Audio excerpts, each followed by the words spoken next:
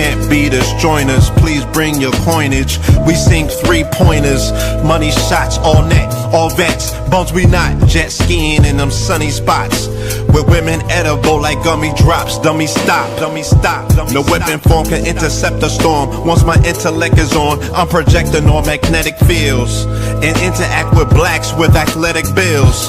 I'm all about growth and development like residents of Ebbets Fields. Not to choose between woo and chew.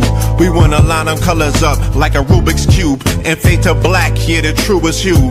When you say the black man is God, who you alluded to? The usual, Clarence 13X, a worthy guess. The words expressed come from the word in flesh. Elijah M, the NOI versus Leviathan. Messiah sent from the heavenly branches. 7 P's from since G-Dub cut down the cherry tree. In the wilderness of North America, and we flossing death and forced aggression, or forced perception, forced protection, or forced confessions. It's all a lesson. The sorcerers from Corsica, killer tonics, sticks and drums like the Philharmonic Orchestra. You niggas still playing harmonicas from officers. Fabric softener, jive turkeys popping 5 perkies, playing with keys, the Scotch storage type. For that soft right, we could've caught life, just being forthright. First class on my 4th flight, popping out like Fortnite. Every night we lit like porch lights. The meek shall inherit the earth, oh yeah, the scorched type. And these niggas, they some hoes in these streets. Me, I'm 10 toes in these streets. They lost their souls, niggas got holes in their feet. Shit, I'm just worried about the craft and how to perfect it. Not worried about the craft, yeah, that's out of perspectives. Focus on the chip like I'm Robert Kraft, and then how to protect it. It's the waves of the oceans. Get to the money, nigga, save your emotion. Descendant of the slaves in the graves in the oceans. Mastermind that the waves is in motions. These niggas, they addicted to the folly, addicted to that molly. Making me a movie, them sticks made of holly. I'm Dr. Manhattan, sitting on top of Manhattan. When I get all 5 rings, snap my fingers and pop up on satin. Dressed in all black, yeah, drop top the Phantom. Blast.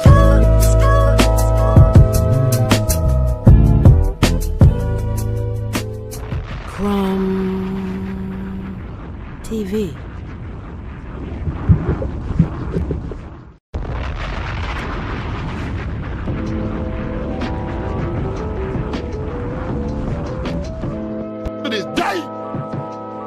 To this day.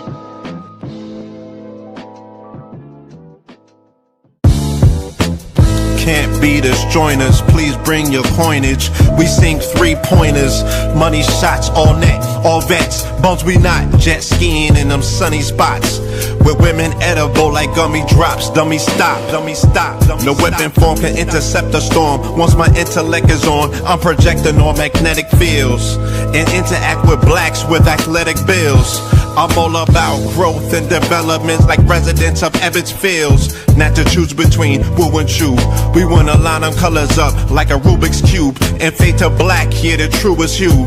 When you say the black man is God, who you alluded to? The usual, Clarence 13X, a worthy guess. The words expressed come from the word in flesh. Elijah M, the NOI versus Leviathan. Messiah sent from the heavenly branches. 7 P's from since G-Dub cut down the cherry tree. In the wilderness of North America, and we flossing death and forced aggression, or forced perception, forced protection, or forced confessions. It's all a lesson.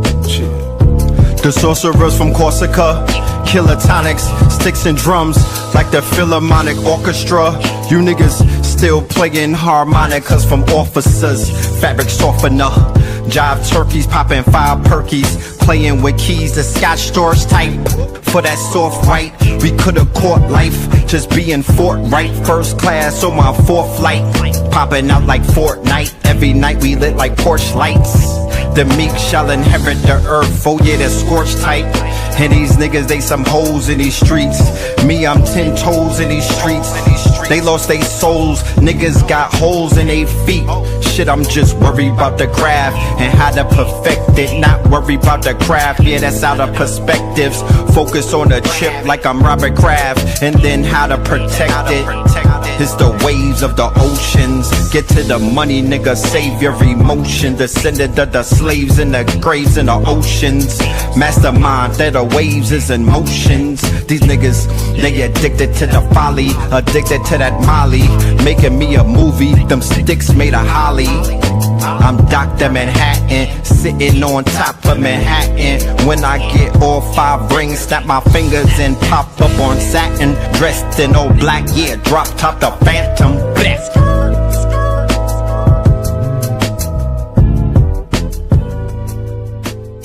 Crumb TV.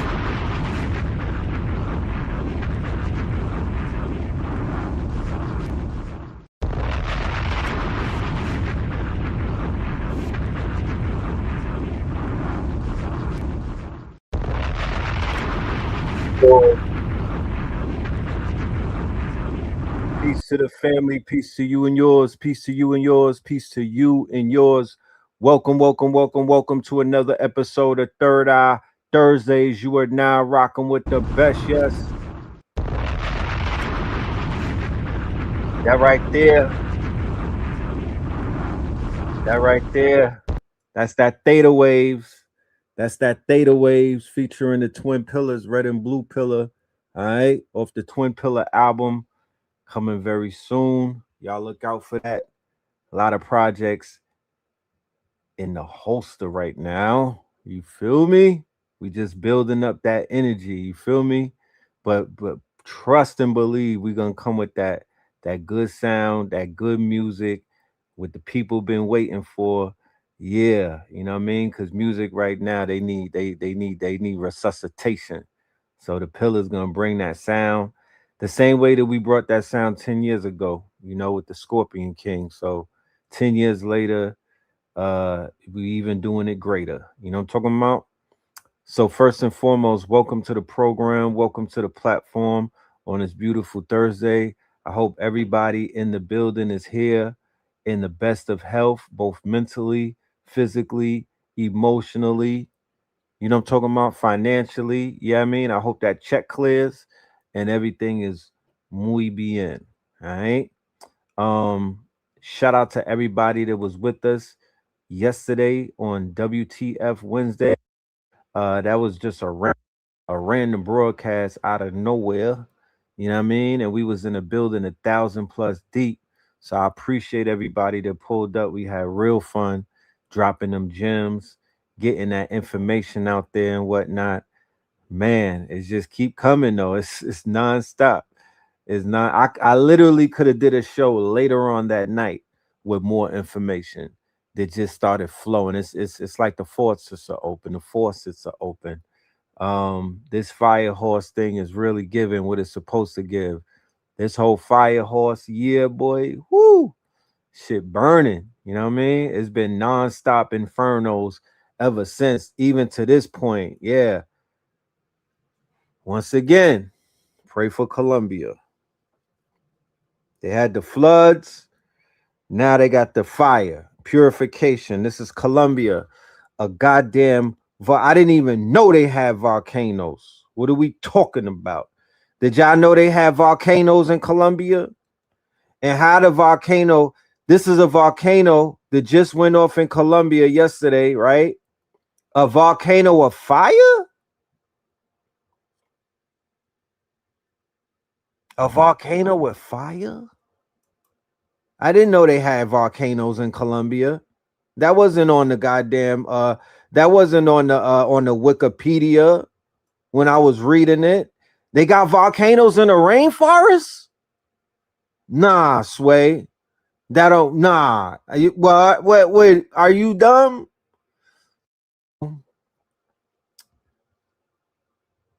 Allegedly. They call it a mud volcano. I never heard of a mud volcano. I never know there was yeah, there's volcanoes everywhere, but I just didn't know it was in Colombia. You feel me? So this happened yesterday. No seismic activity, nothing, no warning, randomly. Now, the only other thing it could have been is the gringos fucking around in Latin America. That's the only other thing it could have been is the gringos. Because this ain't coming from the government. This not no government shit. Okay, this ain't the rebels, my G. This some else. But this is Colombia though, you know, and it's not Photoshop either. So yeah, we're gonna get into it. I just had to throw that out there. Yeah, pray for Colombia.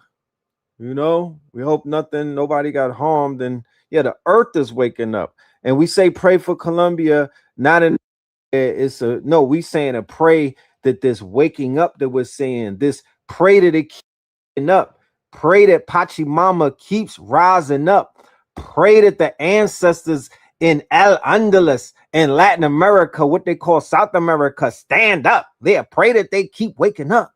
You talk about Leviathan, nigga. We the Leviathan. We the Leviathan. Our spirit is the Leviathan. Our memory is the Leviathan. You know what I'm talking about? They're talking about, oh, the Leviathan is waking up. You is waking up. It's you damn right is waking up. You know? But when people are looking for actual dragon, I say you the last dragon. I say that you the last dragon. Somebody said that the ancestors is mad that they didn't show you enough love. I would reinterpret that. I would say that the ancestors have been showing. I got shown so much love when I went out there. I got shown so much love that the ancestors woke right on up. You know what I'm talking about? I would say that I got shown so. Whatever I experienced, I expected to experience. There had to be some type of pushback because they felt that force. Believe you me, when I get my footage, when the brother Ghost finally gives me my footage that he has for about a month now, then I'll be able to show what really was going on out there. You know what I mean? I don't want to talk about it. I want to show it. You know, I want to talk. I want to show it. Because it's damn sure the visuals will speak for themselves. The visuals will speak for themselves. But it's a Moorish saga going on right now. And it's a quote unquote, it's not only a Moorish saga, this shit goes back into Atlantis. This is a Lemurian, saga. You feel me? They call it a Moorish tragedy. It's a Lemurian Atlantean saga going on when you tap into those areas over there. That whole area is waking up. Look how many gods and goddesses is in Brazil. Look how many gods and goddesses is just in Cuba, the Caribbean, and Haiti alone. They are beginning to rise up.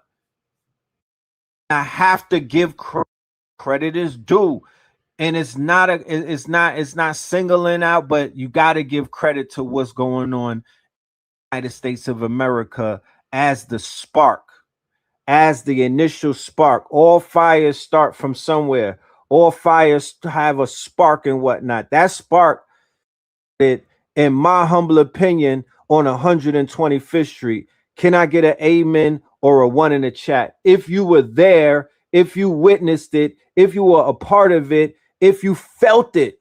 And I'm not talking even before YouTube. You had to be in New York City lockdown, early 2000s, not to take anything away from what the elders like Baba Samaj, Dr. Ben, and all of that was doing. No, I'm not taking anything away from what they were doing because they were the catalyst. They helped to bring something. But when Bobby and Phil and all of it's not just Bobby and Phil and Delbert, it was the lectures, it was the lecture circuit, it was Eye Opener Productions, it was Brother Big Man, it was Brother SKOOL, it was the 500 DVDs, the 500 VHSs literally turning into goddamn blockbuster video for the gods. UCLA, University of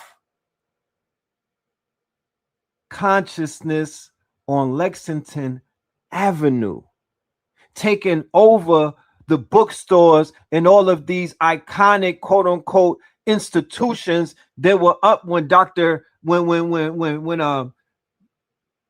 Malcolm X was out there. And then even prior to that, when Marcus Garvey was in Harlem. You feel me? It's not on TV yet, So people don't even realize what took place if they got on these apps later on in life. It's real hard to even understand the history that I'm trying to entail, because it's been so overlooked. It's been so it's just been covered up with so much. It's been a mud flood over the history of New York City consciousness. There was a mud flood. It's been, the waters had gotten muddied. They put poison in the water. They put venom in the water. They put toxicness in the water. You feel me? They poisoned the skies, which were the airwaves, rumors, backbiting, arguments, all of that nigger shit, all of that jealousy, envy, hate. You know, the four evils invaded around when it shouldn't have, when it should have been preserved. It should have been kept like anybody would keep any type of priceless and valuable quote unquote items, heirlooms, but it wasn't. So people are not necessarily privy to the knowledge of the history as to what actually was going on, and then how that set off you know, the, I don't like using this word in a connotative way, but the 100 monkey theory, right? We'll look it up. Or the 100 monkey quote unquote formula. And that was basically a scientific experiment where they were studying a group of monkeys in the northern hemisphere, and they observed a group of monkeys do something in terms of, you know, perfecting a way to catch insects. They simplified their hunting methods, and then right at the same time, another group was observing monkeys in the southern hemisphere, and then that group of monkeys, they started doing that at the same time, at the same damn time. They didn't have no communication with that isolated group of monkeys in the northern hemisphere. So what does that mean? That means that there's no such thing as distance, especially when we are quantum entangled and whatnot. You know, that was superpositioning and whatnot. You know what I'm talking about? That's almost a form of, you know, what Bruce Lipton talks about with epigenetics and whatnot. So when we turn on, we turn others on who are connected to us through these haplogroups, through our DNA, through these strands and whatnot. When certain lights come on in our minds, when we observe certain things, others can observe it as well, as long as they're connected to the Godhead. So there's proof of work to say that there is a Godhead, and there's proof that when we woke up, when there were certain awakenings taking place in one borough, like in 2 or 3 boroughs of New York City and whatnot, without the internet, without social media, without people getting online, it began to spread through the grid. It began to spread through the quote unquote air. It began to spread through people's DNA and whatnot. Fast forward to damn near 30 years later, I am watching and I am witnessing other groups of melanated people around the world come into their awareness, come into their consciousness, come into who they are. Yes, it's going to be rough around the edges in the beginning. Yes, there's going to be, that's why it is the diaspora and all of that stuff. But even through all of that, people are learning. There's a learning process taking place. Yes, there's people that are angry. There's groups of angry people. But I'm just here to let you know, niggas have always been angry. We were angry when we woke up. We were angry for about 10 years. We could not shake the anger. We was angry as hell. Oh my goodness. Then when we found out about the Moorish information, what do you mean we're not black? I'm angry. They stop calling me black. Stop calling me African American. Stop calling me this. What is your nationality? You know, it just started going crazy. So we owe it to ourselves not to brag, not to boast, not to be arrogant, right? But to be steadfast, right? And to take this shit to a whole nother level, because those levels and whatnot, those are levels that have been already done and they've been fried like fricassee. So yeah, the YouTube thing, it seems a little bit of, repetitive only when you're not doing anything. This YouTube shit turns into fun when you travel in the world, when you could touch each part of the goddamn planet and affect it. This shit is fun when you see your impact, when you travel the world, when you leave your little cupboard or your cubicle or your man cave or your wherever you at, your block, your hood, whatever you call it, right? And you go outward, you begin to stretch out, right? And you begin to go forth. You will be like, God damn, I could see the impact, or I see where I can impact. Because I could literally go to Colombia right now with 2 suitcases of product, right? It would be DVDs, right? Of like it would be DVDs. It would be the whole collection from Harlem translated in Spanish. I would have about 1,000 titles. Then I would have pamphlets. Then I would have books. And then I would have just images to hand out. Like I would just be handing out because I blackwash all my artwork. Let me show you real quick. Yeah, I blackwash all of my artwork. What does that mean? That means I'll turn it from white to black. I'm taking all of that white, all of the things that they whitewash, and just blackwashing it. It was a little tedious to do before with stuff like Photoshop and whatnot, but now we got Nano Banana. You feel me? Now we got Kling and all of these other tools and whatnot. Those are just the upgrades to Illustrator and Photoshop. It's the same exact thing, because that back in the days, that shit was like AI. If you were to ask,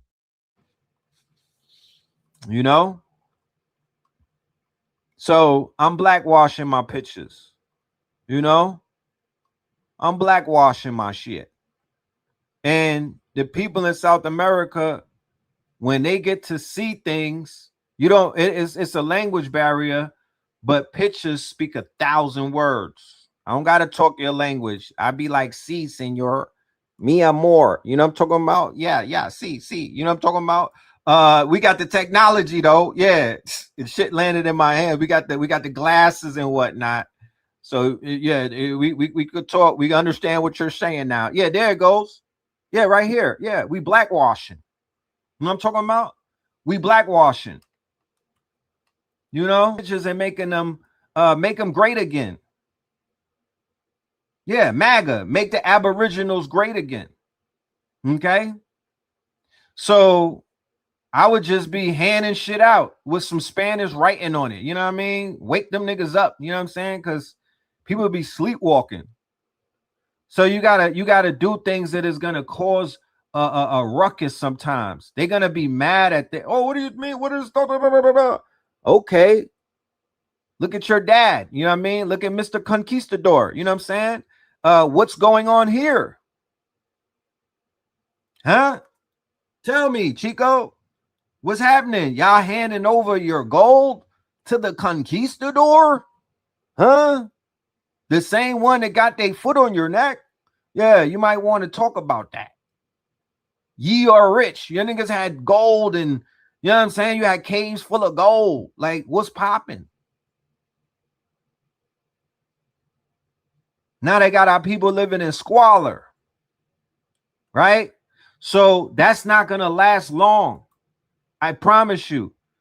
People ain't going to live like that forever.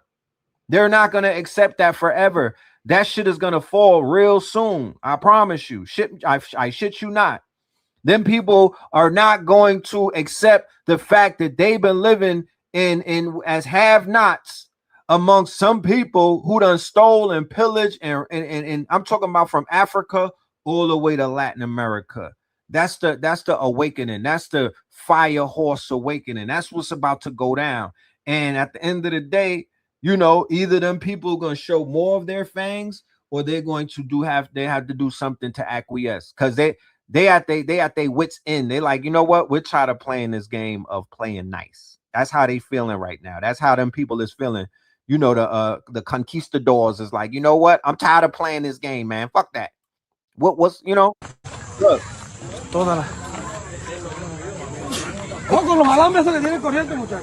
The volcano split the earth. So when we talk about the fire horse, right? The ship been given what it's supposed to give, fire by purification. The volcano erupted and cracked the earth open.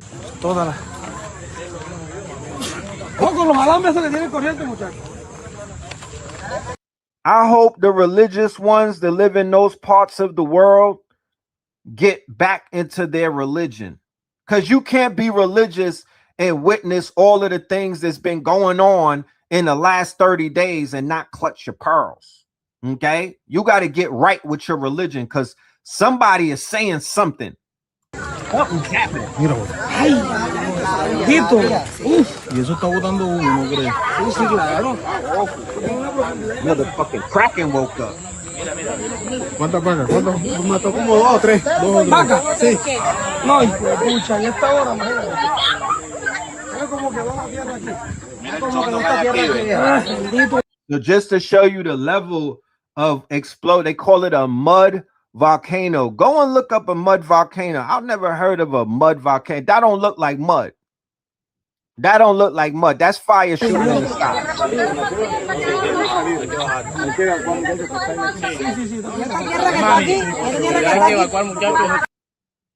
You know, so Colombia had water, they had floods, now they got fires, right? Let's go back to Mexico where the cartel was tearing shit up. Let's check that out.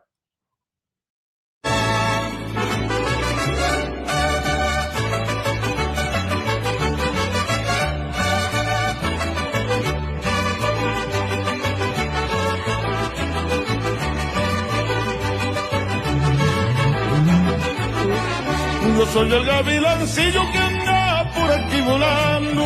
Yo soy el gavilancillo que anda por aquí volando. No se asusten, pichoncito.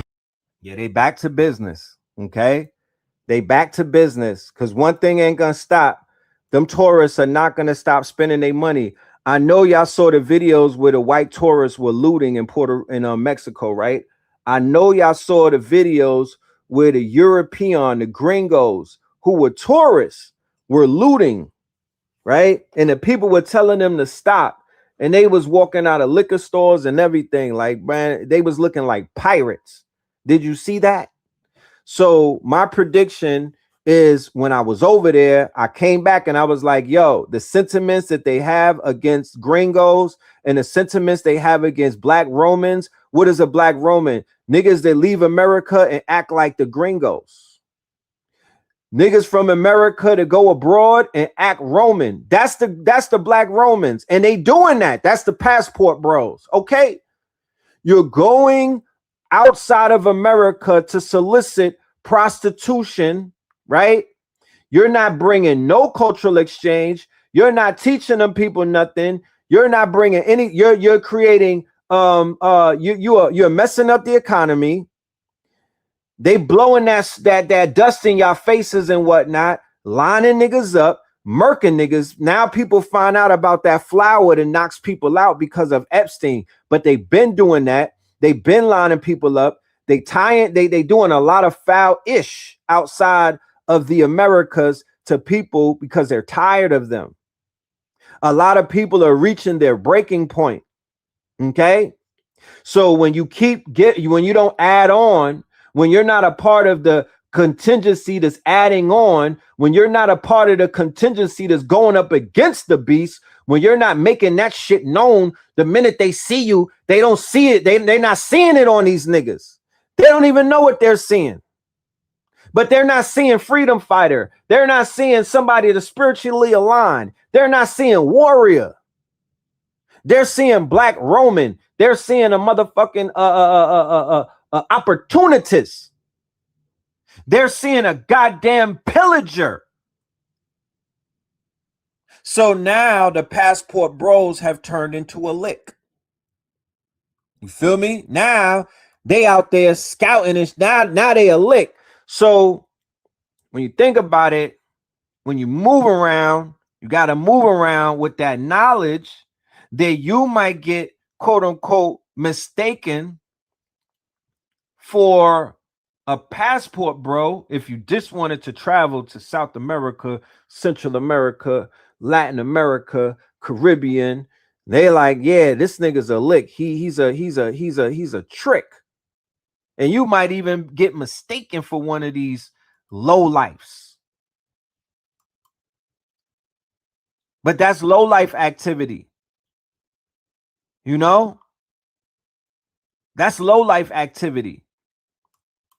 And also with this mud volcano in Colombia, we still have to keep in mind that Venezuela and Colombia are close to one another. Whatever they're doing, they're pillaging the hell out of Venezuela right now. The pirates have descended on Venezuela, and we know that they're pillaging them for their oil. We know that they're pillaging them for their resources. They're stripping them. They're robbing them. They're basically, they're graping the country. The same people from the Epstein list are in Venezuela just doing what they want to do with her, right? So all of that rain built up to all of that rain built up to the volcano. That had to be a lot of rain to set that bitch off, because they said that volcano didn't go off for eons, similar to the volcano that went off in Ethiopia, and it was only like it hadn't erupted in 10,000 years. 10,000 years. But yeah, the world is getting upset, and they like, even look, check this out. People of color talk about racism. White people really like to be like, oh, but you guys genocided each other, you enslaved each other, you sold each other into slavery. But the Mongols, but the Japanese, but the Ottoman Empire. Name me a single empire by people of color that spanned the entire globe like the British Empire did. Name me a single Asian African empire that wiped out the people of one continent that it colonized so much that it needed to get people from another continent and ship them across the Atlantic Ocean to do the work that they didn't want to do. Name me a single black, brown, or yellow empire that threw its own cultural development out the window in favor of colonizing the entire planet. I'm talking they never developed any good food, their hygiene was lacking, their music was crap, and basically their entire culture they had to get from other people, to the point where chicken tikka masala is their national dish. And this is not to downplay the atrocities of things like the Japanese Empire. I'm Chinese, my ancestors and I all have an issue with them. But in the United States, Japanese people have not subjugated me. In fact, they suffer from the same white supremacy that I do. You want to talk about the Ottoman Empire? Okay. Name me a single country that speaks Turkish on the other side of the world from West Asia because of colonization. Name me a single continent like Australia that black or brown people genocided and almost completely wiped out the native inhabitants, to the point where they're a minority of the population in their own land. There is nothing like the European empires. There is nothing like white supremacy that you can possibly compare it to. Keep digging. They're going to one day try to label your good brother Philip Moreland, a.k.a. Schoolie Red, a.k.a. Red Pillar, anti-something or whatever. I know one day they're going to try to come out with their paintbrush. I just want to let y'all know this, and I want to remind you, because sometimes things could be right in front of your face and you don't even realize it. So tell this to even some of your brethren or friends of other nationalities that be like, damn, why that red pill guy is always hard on us. Listen, for the past 12 months, maybe, or 10, I've been bringing on a council of allies to kick y'all asses. You understand? I've been bringing on the United Nation of ass kickers to drop pieces of garlic on all of you vampires. Okay? And they've been from every single quote unquote nationality that you could think of. I done pulled up with the Red Dot Indians. I came through with the Koreans, nigga. Some of the Filipinos been cooking you. I brought the goddamn my dude, what his name? Sweet Pea. You know what I'm saying? I brought him through. The LBGT white dude is cooking y'all. I brought goddamn Broski O'Donnell, nigga. We brought Broski O'Donnell. So I just let them know that I am an equal opportunity. When they were firing people for DEI, I was picking them up. I brought Broski O'Donnell to the motherfucking table, I am an equal opportunity. Like I let everybody get their shine. I let everybody get their shine. I wasn't greedy. This is not personal. It's not just a black thing. I've been bringing people of all persuasions, even the mayonnaise meltdown. Ooh, I got a mayonnaise meltdown in the clip tonight. It's gonna blow your it's gonna oh man, it's gonna make your space heater malfunction. God damn it. She about to melt the server. Everybody gets a chance to cook in the ghost kitchen this time. We not holding. This is not personal. This is business, y'all. To all of my friends from other nationalities, just get on TikTok. I'll repost you. You know, there's 1 degree of separation. But don't ever in your life say that I'm one-sided or I got something personal against some group of people. And this has been misproven. That argument is moot. I don't even need court TV to figure that one out. We could, that won't even make it to trial. You know? So I just want to remind y'all that I brought out, this is what Dr. King was wishing for, nigga. Yeah, we shall overcome. I brought him out. Let's go. I need you guys to understand that capitalism is slavery. Let's get into this. In this extreme capitalism, the United States, the system does not need chains anymore. The new type of chains is bills, interest, credit score. You do have a social credit score, okay? It's just called a credit score. And all these rules that make debt hard to escape. The whole point of this system, this complex system they designed, is not to make people poor. The point is just to make sure it cannot stop. Most of you watching this video are not broke, but you are trapped. You're trapped with rent, insurance, car payment, maybe mortgage, medical bills, credit card interest. Any of these things go wrong, your whole life collapses. Then you all fall under kill line, which is very hard to come back. Like, for example, why does US healthcare often not tell you the price up front? And then you get a bill later? Because if you saw the price beforehand, you might say no. You might choose something else. And the choice is dangerous. It's dangerous for the system that runs on debt. Same with tuition, credit cards. The real cost is always hidden in the fine print in the contracts. When I look at my credit card bills, there's always some sort of surprise charges. The whole society makes debt feel so normal. Once the debt feels normal, control becomes easy. By the way, you guys do have social credit score. That's basically credit score. If you have bad credit, you can't even rent. You have no place to live if you have a low credit score. And the worst part is debt does not just take money from you. It takes time. You cannot quit, rest. You cannot save anything. Everything goes into debt, into the banks, into the financial system, which serves the top 1%. All your money went into their pocket. You cannot do any risky move, and you are always in this hustle mode. That's not freedom. That's just a leash. And that's also why you see a lot of people moving out of America to another country, trying to break the chain and get away from this toxic system. I have a full article with breakdown on Substack, link in bio. I really appreciate you guys support me there. Thank you very much. Take care. I'm not making this up. That when I was outside of this country, the minute I got off the plane, right? The minute I left America and got outside of that ley line or whatever that grid may be, and I stepped foot just in Puerto Rico, and then when I stepped foot in Latin America, it felt different. When I found out that I was getting an Airbnb for $39 USD, it just felt different. You know, it just felt different. I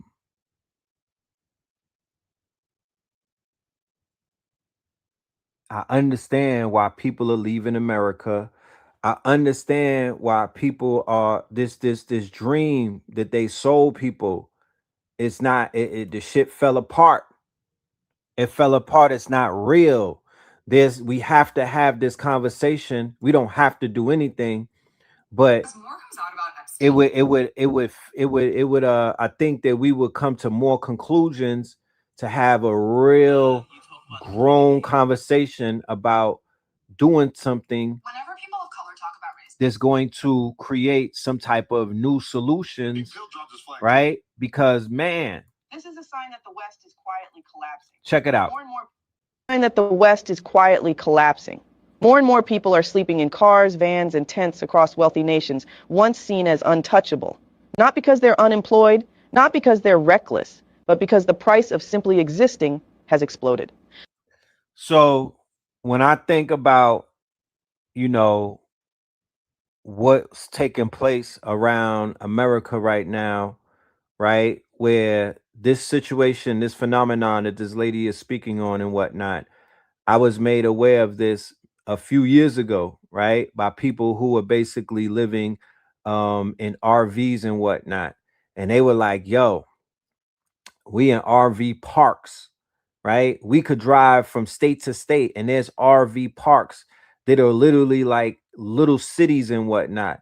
Then I remember seeing the tent cities in Philadelphia and in Atlanta in 2020, tent cities, right? So my whole thing is this, right? If we are willing to live in tents and we are willing to live in the vans and whatnot, why don't we go ahead and just go and get the land while it's still affordable? Why doesn't the collective of 100 to 1,000 people come together? And I don't want nobody to say, I don't got it, nigga. You'll get it. Fuck you mean? You gonna get it. There's ways to get it. If you don't got it, if you woke up and you could breathe, my nigga, then we'll show you how you could get it. Fuck out of here with all of that. I don't got it shit. You can't live in that type of excuse no more. If you don't got it, my nigga, then you could get it. There's all type of shit that needs to be done. You gonna work that off. How the Amish is building houses in 2 days. Where's our ant farm?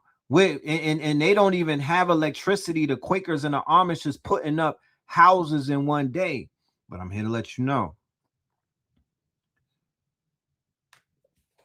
if we had our shit together, if we was focused, if we understood what needed to be done and put all of that bullshit to the side, right? All of that fake ass, whatever people be using to stop them from doing anything, we would be a lot further. Why? So if why I would rather throw a tent on my land. You go first and everybody will follow. I'm sorry, Gretchen.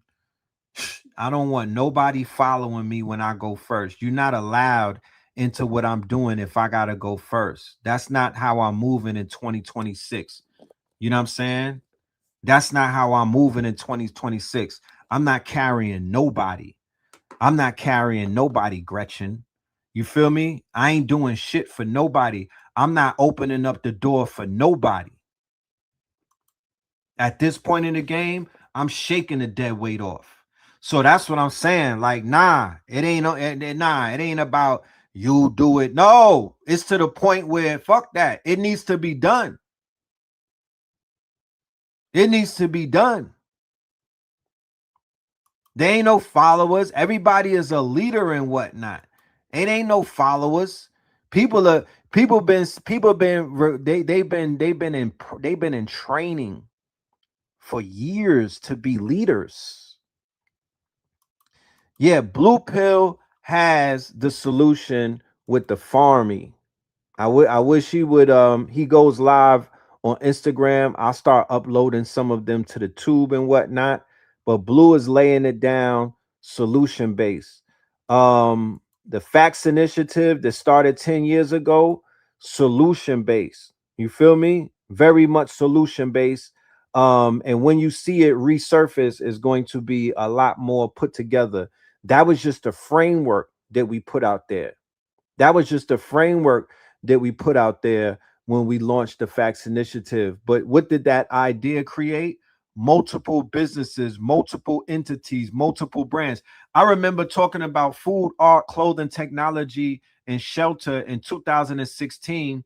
And it was like, people were like, why? Like, what does that mean? Like, no, there was a lot of people that it was a smash. People loved that idea. It was great. It was picked up by a lot of people, and people actually got inspired to do their own thing, right? Even if they'll never say it, it doesn't matter, because all I know is that I got on the internet and I started talking about something, and then years later, when I looked around, food is a thing that everybody's into. Art is a thing that people are comfortable saying that they're into, and they're putting it on the internet, and they're living off of their art. They got black boy art shows. None of that existed before that. I would not even, because if I would have been if it existed, it would have been a part of my presentation. Coding, first clothing. I could have counted on my hands how many clothing lines was out there pushing comedic consciousness with the motifs and all of that. Shout out to Pharaonic Corporation, right? Shout out to my dude. What's my dude? Damn.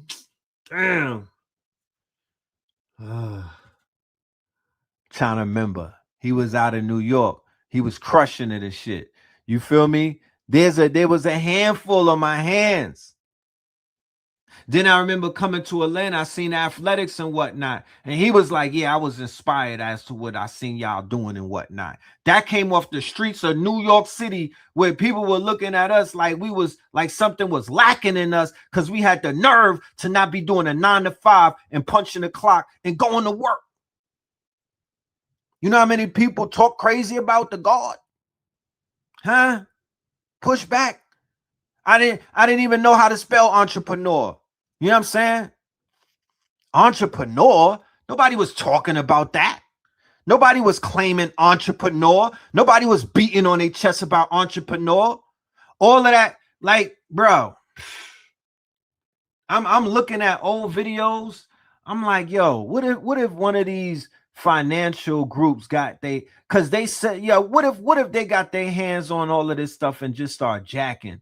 Because I promise you, early financial conversations on 125th Street, when you go back and listen to it, if you could even find it, like verbatim what was being said on 125th Street started to show up on these other platforms. Real talk, verbatim. So there's a lot of foundational entry points, I will call it, right? Because you know, it's imperative to do the proof. It's imperative to do your history. It's imperative to know your proof of work. It's imperative to be able to speak on it, because nobody else will speak on it. They will mud flood you. They will cover you up in mud, and then you know, pull your clone out. Them niggas will roll your clones out and completely cover you up in mud and completely erase. Because, you know, people say, oh, niggas be talking a lot. Nigga, are you God or nah? Because first was the word. You got to speak it into existence. What do you mean? I'm doing a roll call. It's people from all around the world on Blog Talk Radio. It's people from all around the world on YouTube. It's people from all around the world that we talk to. What do you mean? Just talking about shit is what's been kicking things off. Niggas could speak worlds into existence. And then you talk on the beat, you rapping and whatnot. And then when you talk on the camera, you just making videos. But what do you mean? It starts with the word. Because the word is a connection to the mind, to the vision, to the brain. We was out there talking. We was talking this, bruh. When they say that there's nothing new under the sun, it's because the shit that y'all witnessing have literally been spoken about for 20 years ago. Dead ass. Literally, I'm talking about there's nothing going on that was not already discussed. There's a lot of people that's coming along later on, and I appreciate them, but they don't even got their fucking facts together. You know what I'm saying? You could tell that they Johnny come latelys. They don't even know what the hell's going on. Their existence is like Young Pharaoh, and anything before that, Jamal Rashad. Them niggas don't know anything before that. They don't know nothing before that. So I hear niggas, but I can't listen to them. The fuck out of here. Bro, you came into the game 8 years later. What do you mean? You niggas wasn't even in orientation. Y'all didn't even sit at the foot of nobody. You got a fucking Wi-Fi signal and went off. You know what I'm saying? Y'all don't even know the history. All y'all know is Sonetta. That's the only name y'all know. Y'all don't know nothing else. Fuck out of here with that stupid shit. Y'all niggas are just discovering TH3RD Bay. If you don't have a fucking seat, fam. If you don't have a fucking seat, bro.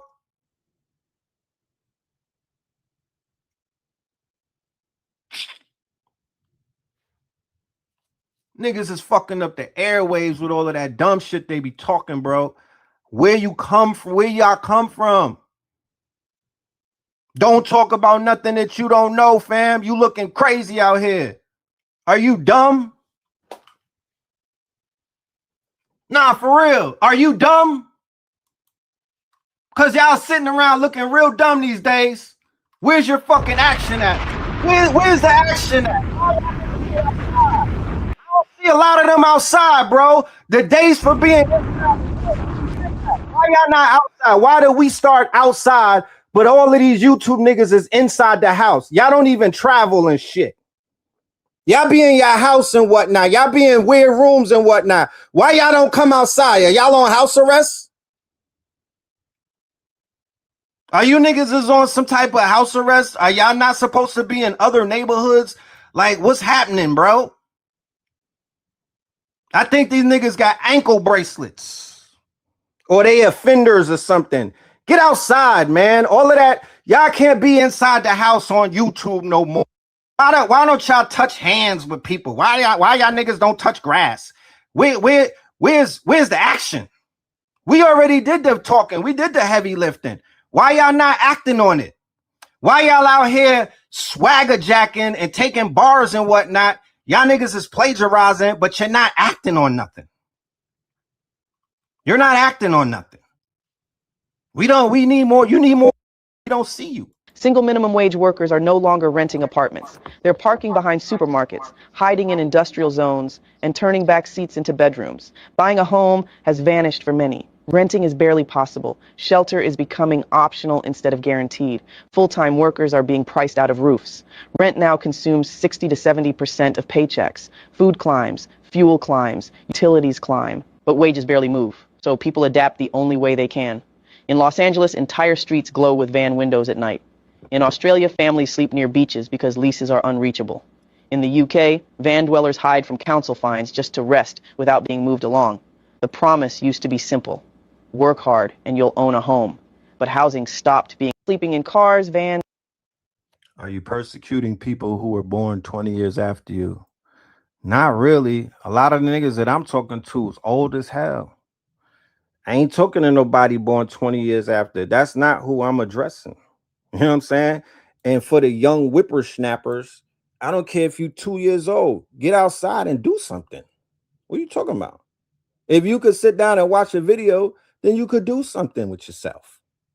To 70% of paychecks. Food climbs, fuel climbs, utilities climb, but wages barely move. So people adapt the only way they can. In Los Angeles, entire streets glow with van windows at night. This is not a bad thing. They will try to paint it like it's a bad thing. This is literally getting back to village. If you really want to talk about it, this is literally getting back to the village way of life. Because some of those people in those parks have more of a connection with one another than these people in these cul-de-sacs. And keyword cold sacks, right? These people in these manicure lawns and whatnot. I never understood that. Why am I cutting my grass? Why I'm talking to the wiz. She like the grass is growing. I'm like, isn't it supposed to grow? What the fuck? Why are we cutting the grass? Why is it getting a Caesar every week or two to look like these people? You know what I'm saying? Why these trees not growing fruits? I feel like I'm living on a fake ass Disney set. Like I want out. So to see people going back this way is only going to lead to people eventually saying, fuck it, let's just get the land and build the land out. We could start with a tiny home. We could start with a goddamn mud hut. We could build out, because if I seen dudes in cinder blocks in Puerto Rico and in Colombia, I put a cinder block in America. I'm not above that. I will build a whole goddamn cinder block community with 10 roofs on that bitch. With what like I'm not beyond that. And paint that shit with pastel colors the same way I seen it in Puerto Rico. And I'm advising all of the Puerto Ricans that live in America, go to Puerto Rico and go repaint those houses that y'all left out there. That's y'all job to do, since y'all got so much to say about what people over here do. Y'all go to Puerto Rico with some pastel paint and repaint all them houses and put new tin roofs on them bitches, because it looked like the last people to even do anything was the abuelas and the abuelos, and y'all be all up in America and other places doing all of that fashion shit and blowing bread, but y'all didn't repaint your island. And that goes for every Caribbean island this out here, whether it's Trinidad, Panama, Virgin Islands. Niggas need to, the ones who's over here running up the bag, the deportees, y'all scared to get deported, because if they deported you back to your island, you would get packed up. And you would be looked at as a failure, and they would talk crazy about you. Some niggas get bodied and whatnot. So before that's even gonna happen, why don't niggas just do because they go on group trips to go sleep with young girls in DR. Niggas go on shorties go on group trips to get piped down in Jamaica. They go on group trips to chill in the colonizers' resorts while y'all look over the fence and throw nickels at the natives. Why don't y'all just go repaint your hoods? How about that? Start there. Start there. Yeah, a lot of people are running from people in their countries. Yeah, start there. You know?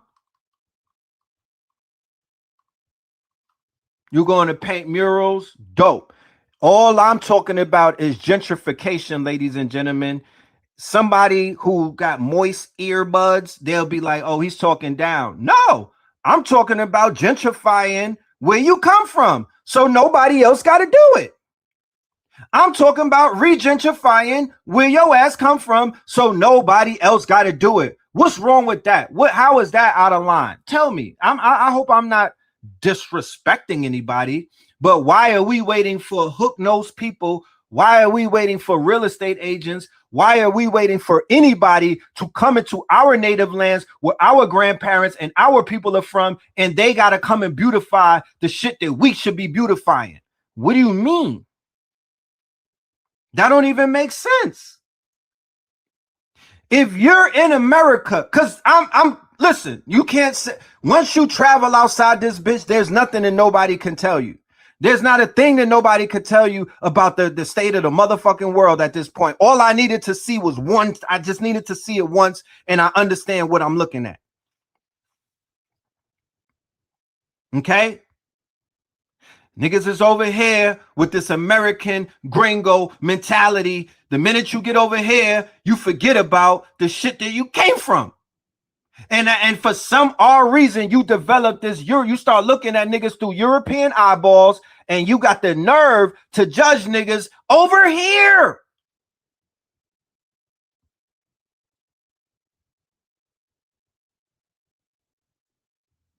Come on, fam. Come on, fam. That's not flying. That ain't gonna fly. That ain't gonna fly. Because when you look at what the fuck y'all doing in your lands, when y'all judging us, when we go to your lands, we like, well, what the fuck? Why y'all not over there cleaning this shit up? Y'all could have even hired the locals to repaint your neighborhoods. You could have sent the fucking pastel paint over there. You could have sent the money for the labor to be like, you know what? We just gonna rebuild all of our favelas. We gonna rebuild all of our hoods. They sold all of that dope in Washington Heights. They sold all that cocaine in Washington Heights. They sold all of that dope to our people in the motherfucking hood from Jamaica. What the fuck did you do with the money, fam? Besides buy the BMWs and the Ballys and whatnot. How y'all sold all of that crack, all of that dope, all of that weed, all of that fentanyl, all of these things to destroy our people in America, but y'all didn't even send no pastel paint back home.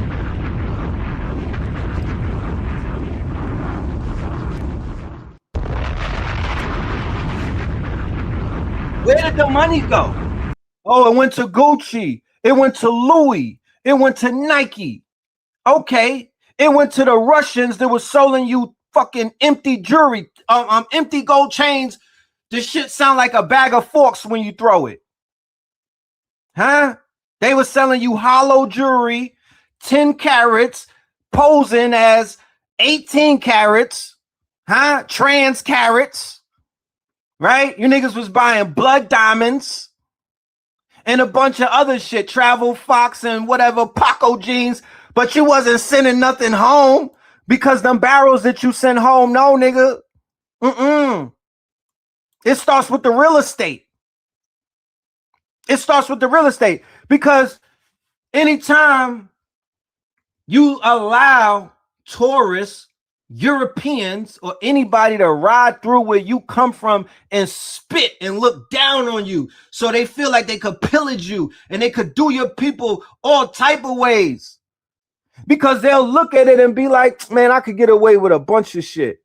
My thing is this. I could never be homeless in America and I come from the islands. I'd rather be homeless in the islands. I could never be sleeping on the streets. And you from an island, my nigga, where you could pick food, or you might as well go sleep on the island. At least you could sleep in a hammock. At least you could sleep in a hammock. You're not homeless when you're home, nigga. Let me repeat that again. You're not homeless when you're home. Go home, nigga. The fuck?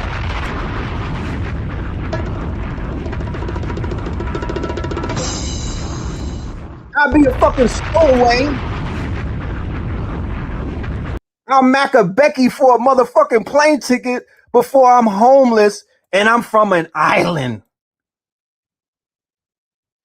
There's no such go be homeless in your home. That you can't be homeless if you're home. It just don't work like that. You cannot be homeless in your own home. So if you in a space where you like, yo, just pitch a fucking tent or a hammock, it's tropical out here. It don't really get cold. You know what I'm talking about? I could go to the beach and just go swimming. I could go to the beach and fucking start painting people's pictures and shit. Do some shit that they was doing in America. So a lot of people are going through self-affliction, the shit that they don't even have to go through. But this shit right here with these trailer parks and people getting back where they're refusing to pay the required $10,000, $7,500 just to coexist in the capitalistic rat race or the hamster wheel. I salute you for that. I salute you for that. I'm not going to look down on you. Jamaica is in bad condition too. Jamaica would not been in bad condition if the people who came over here, everybody that was screaming Jamaica, you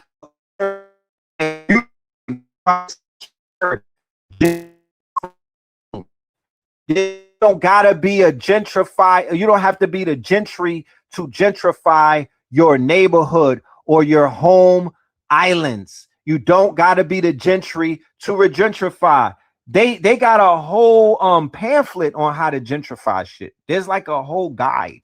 It tells you what fonts to use, what color paints, what Pantone paints. all kind of shit. What type of wood to get?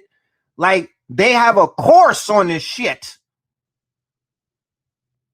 So why and what the hell was stopping a nigga from gentrifying? Start with one house and then it just starts to, you know, just start keep going. You know?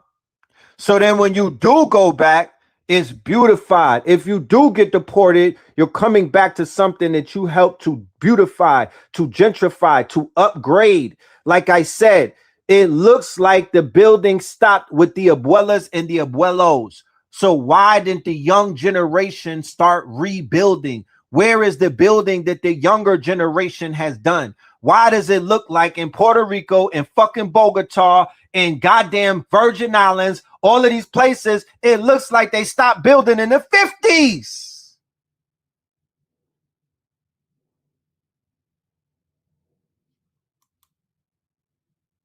But y'all over here going crazy.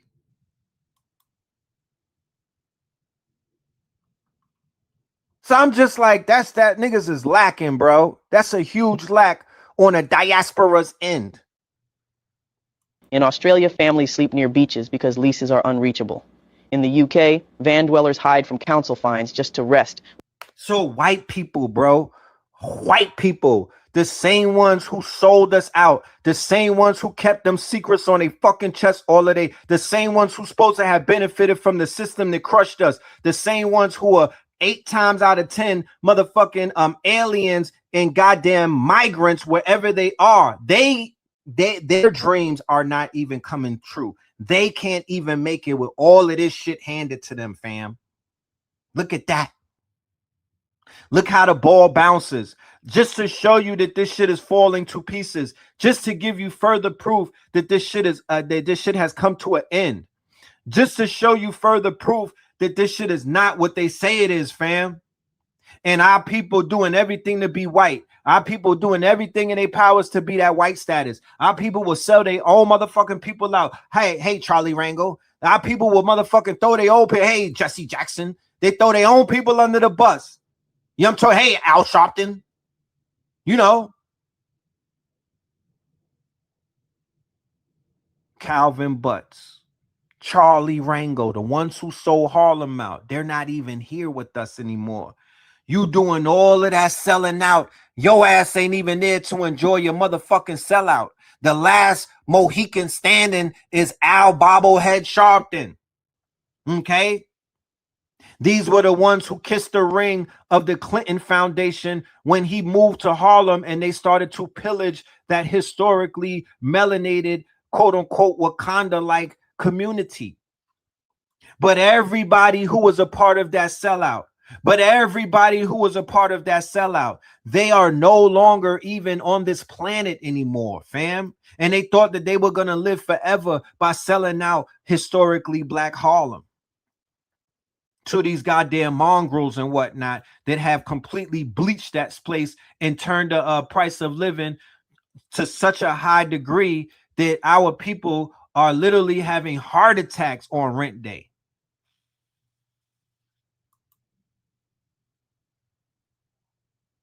You know?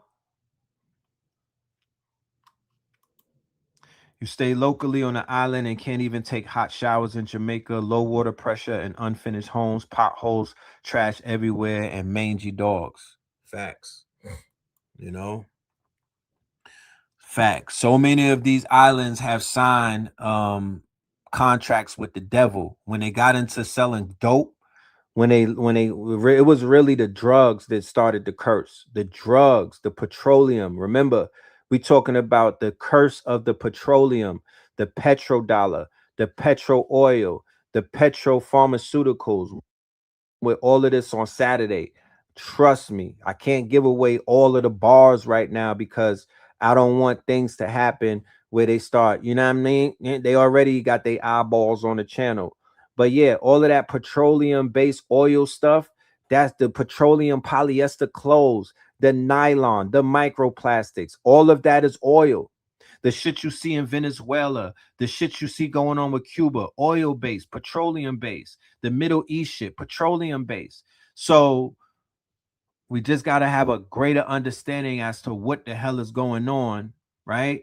But what I do know is the white folks ain't even making it in the place where, you know, their time is up. Even their contract is up without being moved along.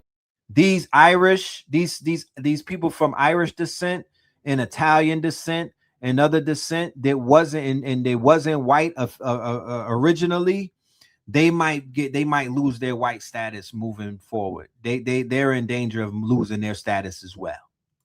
The promise used to be simple: work hard and you'll own a home. But housing stopped being shelter and became an asset. Investors outbid residents, and ownership shifted from a life goal to a financial privilege. When people with jobs can't afford a place to sleep in the richest nations on earth, the problem isn't effort or discipline. It's this: what future does the West have when working no longer guarantees a home? And I'm saying this to say that land is not always going to be affordable. The dollar is not going to always have the power that it even has right now, even with it not having a lot of powers, right? So the time to make these moves and to get the land and to build it out is now. It's not going to be later. It's going to be now, right?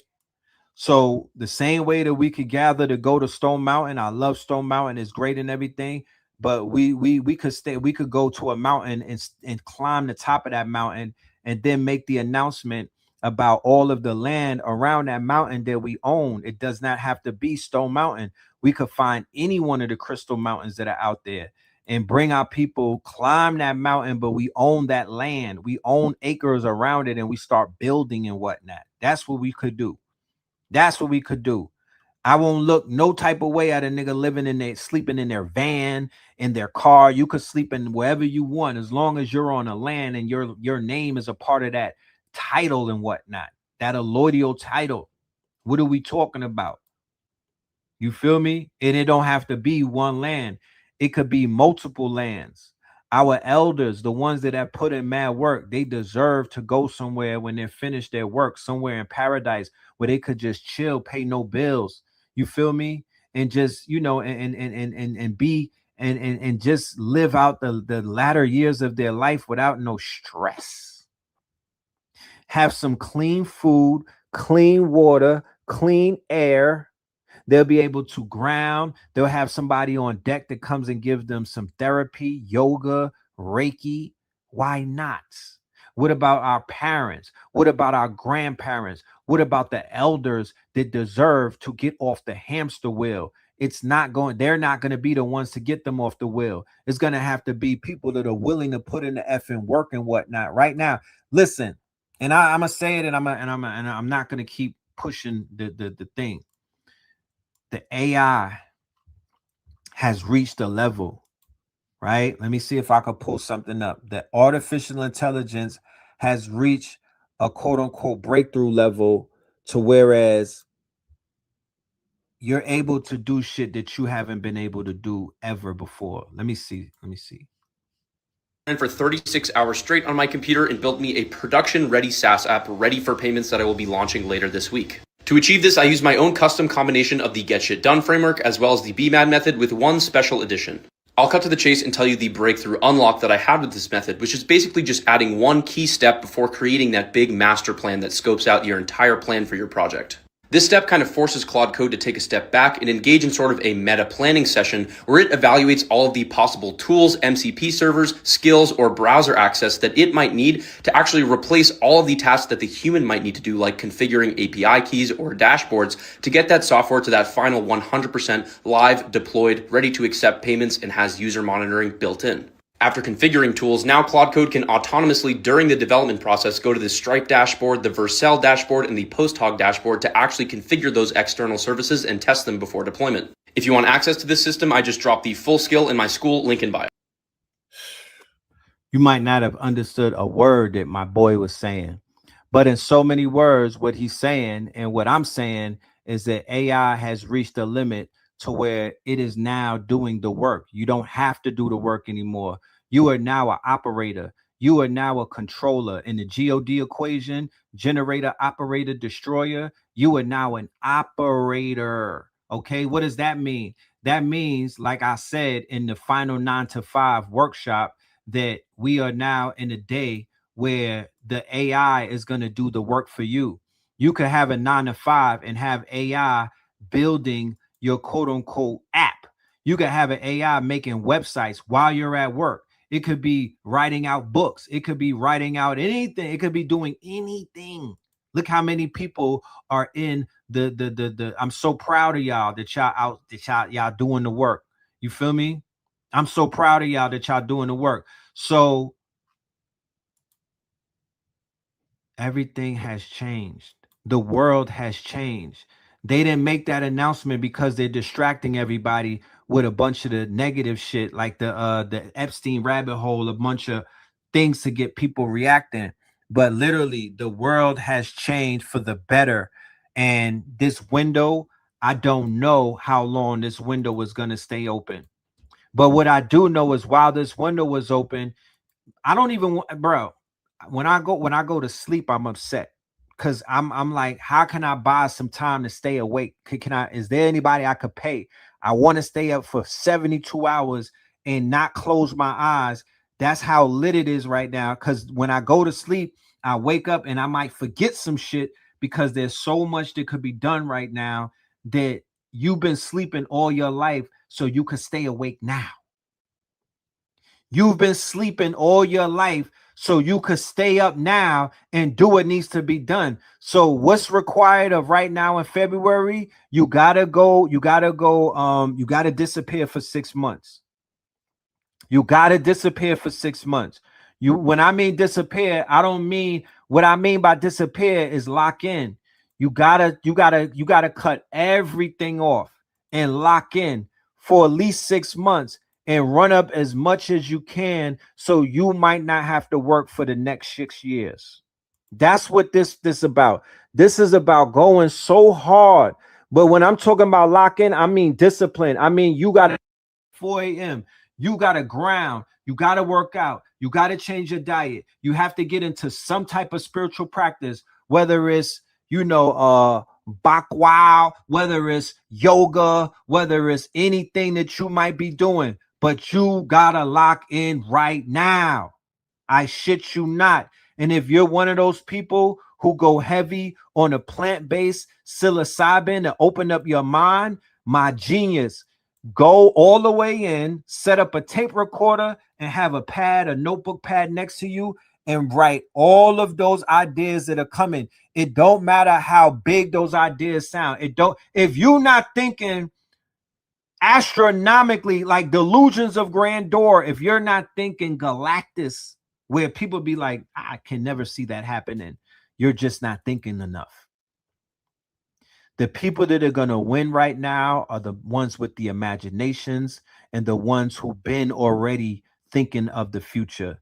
They are the winners of the now, because once they lock in with these new agentic AI tools, my G, it is over. And like I said, I'm not going to get on this platform and keep yelling at and keep saying that. I'm going to definitely show it, but I'm about to disappear and get low and lock in, because there's nothing more to talk about. This is the fire. This is my, Philip is the lover of horse. You know what I mean? This is that year for me.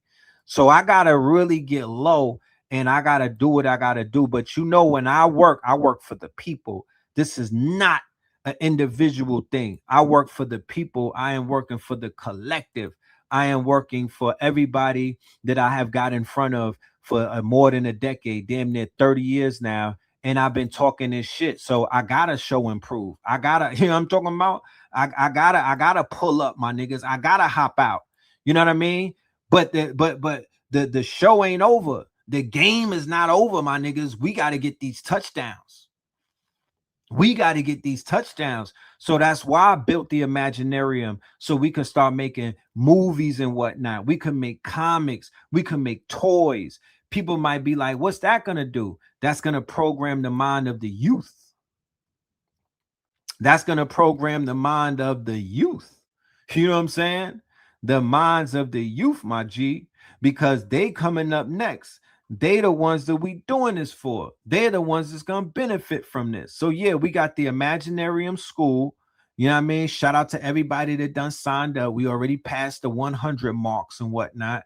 So it's lit. You know what I mean? We've been doing the workshop. We got number 4 of the workshop on Friday, but we're going for 90 days. So the first month is in the bag. We already made a touchdown. See, they got tools that are dropping where you can make movies and whatnot. Let me show you. Right in the midst of all of that shit that we was doing, the AI dropped. You know what I'm saying? And now you can make movies. Right now it's easy to make a movie. Right? They didn't have this last month. They didn't have this quality last month. So it's only AI slop when you a sloppy nigga. It's only AI slop when you think sloppily, right? Shout out to all of the gooners. It is gooning. Can you define it for me? It means engaging in stupid or foolish behavior. Etymology? Probably from goon. Please make a sentence. Boys are acting silly at school. G-O-O-N-I-N-G. That's correct. To this day. To this day. To this day. Imaginarium, blueprints for the planetarium. So we literally now could get lost in our imagination, right? Our imagination is what's going to get us out of this bullshit. It's going to get us out this trap. It's going to get us out of this quote unquote quagmire that we're in, especially those of us who have quote unquote minds, right? That we could think ourselves out the ghetto. We could think ourselves out the hood. We could think ourselves out of poverty. You feel me? We could create ourselves out of a motherfucking bad situation. Give me nigga, put me in a cinder block home. You feel me? With some Wi-Fi and some good cooking and whatnot and some good loving. Man, I'm going to produce, my niggas. I'm going to produce. I'm not difficult. This shit is not difficult. It is not rocket science. People are making it difficult. And it is not. You know what I'm saying? So everybody that I know when I was coming up, we all wanted to make movies and whatnot. So, you know, the ones that are able to do it, they're going to do it. They're going to do it. You know what I'm talking about? The ones that are going to do it, they're going to do it. You got to put yourself in the movie, bro. I'm not a victim. I don't give a fuck. I write my own story. Nothing ever happened to me. Nothing ever happened to me. You feel me? Nothing ever happened to me. Everything happened because I allowed it. Everything happened because it was supposed to happen. It's all written in the script. You know what I mean? But yeah, look, we got people pulling up, doing. Look. I don't want to get the copyright. I don't want to get the copyright, you know. But I'm an artist. I tell people that all the time. I'm an artist first before anything. So I approach freedom fighting. I approach teaching. I approach growth and development. I'm approaching all of that, right? Through the lens of the arts and the sciences, right? And I've shown people what I do with my art over the years and whatnot. Look, check this out. The minute they talking about the alien files, look, here we go.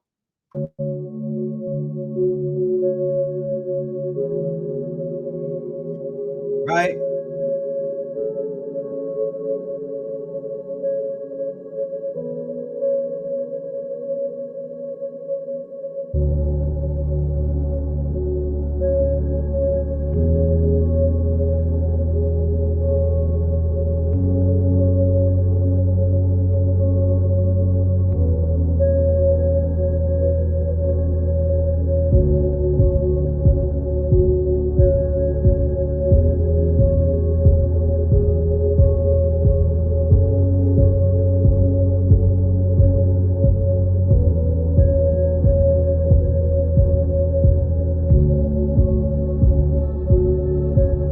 This is on a free app. This is on Sora. It's free. It's on your phone. This is on a free app. I didn't pay a dime. This is Sora. It's a free app. While I'm sitting around learning from the YouTube, let's say I'm listening to a YouTube video and I'm learning some shit, I'm on Sora prompting at the same time. The same way that an old lady is knitting a mitten, right? The same way that a lady is knitting a mitten, I'm just making clips for a trailer.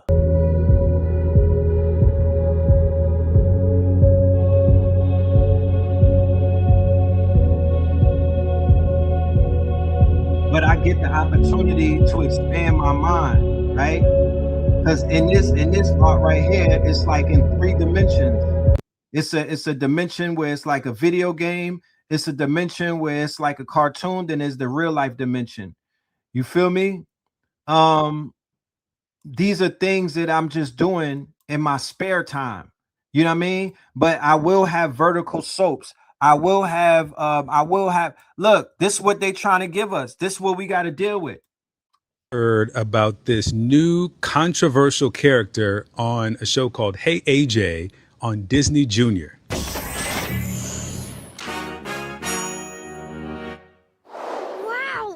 It's really Captain Durag. For some odd reason, Disney decided to say okay to a superhero on Disney Junior named Captain Durag, who wears a durag and a cape to keep Slime City safe. What the? Captain Durag, bringing superhero funk. Captain Durag, cleaning up that evil junk. This is freaking outrageous. To this day, Y'all wrong for this one. I've had enough of your trash talk. Black dark-skinned man takes out the trash. Are we serious? Like in the middle of February too? I wonder who greenlit that. Like it genuinely could not have been a black person. Like I actually think it was, Well, it was created by former NFL player, author, creative, Martellus Bennett.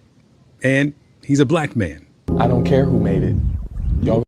I bet you when you look at, even though he's the face of it, I bet you I know who gave him the money. And I bet you I know who's behind that shit. The fuck? So we got to deal with Captain Durag and whatnot. That's what we going up against, ladies and gentlemen. That's why we are encouraging everyone on the show right now to click on that QR code right above my head and to sign up to tomorrow's class that we have for the Imaginarium, Blueprints for the Planetarium. I promise you, you are going to get what you came for. All right. Oh, yeah. Check this out. You know what I mean? You're going to be able to tap in. You're going to be able to design. You're going to learn how to create these mini movies. So you could use these movies and you could take that and you could get hired. You could take that and you could monetize that. You could take that and you could do without whatever you want to do. Right. I'm into promoting the digital nomads. Right. This is some of the work from into being a digital nomad, somebody who can move around the world and whatnot. Right. And I don't. Yeah. Hold on. Blueprints in the planetarium. Click on that QR code. Imaginarium. We have all of our courses recorded. You get access to our school community, our Telegram, and we have a Discord. We are not playing, ladies and gentlemen. And we have special teachers pulling up. We just had my good brother from Psycho Cinematics, Tyreek Bey, pull up. So he's going to help us with how to create a storyboard and how to make out a mini movie tomorrow in our workshop. Blueprints in the planetarium. Imaginarium. Blueprints in the planetarium. Founders get found in the atrium. We carry them. Builders build brick by brick on the manila spin. Best nation, imagination. Stamp the atlas in. Gill lights up. Code hum like a seraphim. From prompting to profit, watch the merits win. We craft a myth, then market it, establish it. Imaginarium where raw thought turns atom in. School, chalk dust flow over marble land, kill the mindsmith. So sesh with a carbon nib, gods of intelligence, gears turning to loft mid. Fantasy copies, factory floors with the stars lit. Generator, spark ether, map the parliament. Operator, full signal audit all the arguments. Destroyer, cut the clutter, know the counterfeit. Every bar's a spec sheet, every rhyme's a document. 5-pillar stand, comics, tunes, games, toys, animation. We mold the canon, full time, whole constellation. Founders in the foundry with Kalu's dedication. We press the crescent metal, KTL authentication. Red banner in the rafters, discipline over trend. We turn a theory to a product, then a tribe to a brand. From borough blocks, the black box, labs we ascend. Imaginarium, the place builders built to the end. Imaginarium. Blueprints in the planetarium.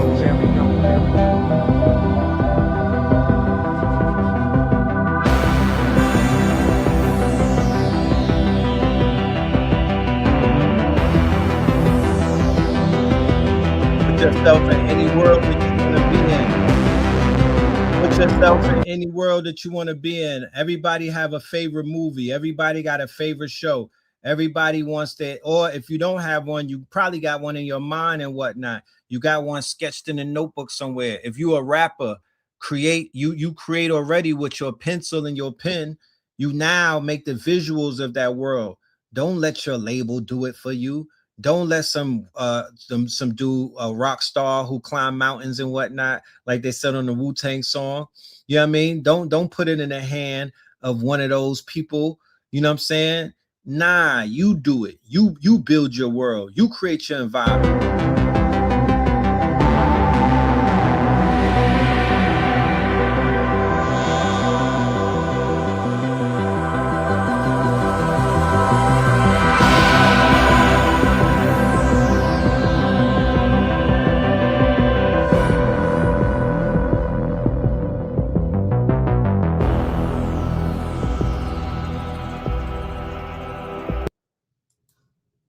Yes, Imaginarium, ladies and gentlemen. We definitely want y'all to pull up and be a part of what it is that we're doing. We're doing this for the family, and we are making strides, okay? We are making strides, okay? So that was a word from our sponsors. Let's get back to it, all right? This is what white people were doing in Europe. A lot of white people don't even know their own history. This is what white people were doing in Europe. Their entire body was covered in hair. They grew out there and they walked around butt naked. Sometimes they walked on all fours. Now they're trying to tell you that they created civilizations. Mind you, the cradle of civilization is in Africa. People that were doing this in the caves are trying to tell you they're the superior race. But when it comes to their history, they try to say this is folklore, this is not real, but I have eyes. I see plenty of white people that look like this today. Body full of hair, looking like a fucking ape. Yikes. Let's go. Only interested in art from the European is only interested in art from the third world if it satisfies his nostalgia for primitivism. That's a quote from Brazilian filmmaker Glauber Rocha. In the 60s, he argued that when Latin American films show hunger and violence, European critics treat it like tropical surrealism, as if it's an aesthetic and not a desperate attempt to show real misery and oppression. This idea was at the core of third cinema, a revolutionary cinema made by and for the colonized world, or global south. Third cinema isn't a genre or style, but a complete rejection of Hollywood's commercial escapism and European cinema focused on the filmmaker's personal expression. Instead, it exposes viewers to the raw truth in a way that they can't ignore the causes behind. See, this is the type of art that we're advocating for. This is the type of philosophy in your art, right? We're not just encouraging somebody to just say, all right, that's what creates AI slop. We don't want to encourage somebody just to do something just because. We're mostly speaking to the person in the audience who has that quote unquote artistic mind and whatnot, who is able to articulate our story through the lens of a very artistic expression, through the medium of art, through the medium of film, but not no Tyler Perry type shit, right? So I'm not on certain platforms speaking to a Tyler Perry audience. I'm on my platform. I'm over here and I'm other places speaking to the Godhead, speaking to the cream of the crop, speaking to the 0.0001% of the quote unquote melanated population, those who are the students of the master teachers who are conditioned to see the world through a different lens. I would love to see your stories come to life. And I'm here to let you know, if nobody would let you know, that the tools that you need, that the actual permission that you got a permission slip and you got a tool stack, right? And you got a budget to do it now. So what's up? What you want to do? Are you going to still sit around and wait for permission? Are you still going to wait for your moment and whatnot? Are you still going to wait for Harvey Weinstein to hit you up? Or are you going to pick up your motherfucking you don't got to even pick up any cameras no more. Just pick your head up and tap in and get going. Get to it. Get to it. The only thing that's required is your time, your creativity, and a budget. That's it. Once you put that in play, your ass is off to the races. It's cinema as a means of liberation. In The Aesthetics of Hunger, Pasha said that films shouldn't show hunger as spectacle, but instead show the structural violence that keeps people starving. Land inequality, neo-colonial exploitation, foreign intervention. Then later, in The Aesthetics of Dreams, he says that not only should films talk about decolonization, but that the form itself should be decolonized, meaning they should stop borrowing the visual language from the global north and use their own dreams, symbolism, and experiences to show this violence. These ideas are still relevant. People treat poverty as a condition instead of as a cause. And what I'm really excited about, to not take anything away, because the AI is a global phenomenon. This is not a local thing.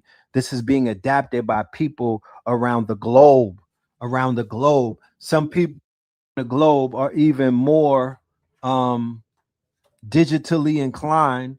Like they've been doing, they going harder with the tools than Americans who could actually afford, $20 a month and whatnot. The people in Brazil might not be able to afford that. The people in quote unquote Africa, they might not be able to afford some of these fees and whatnot, but Americans can.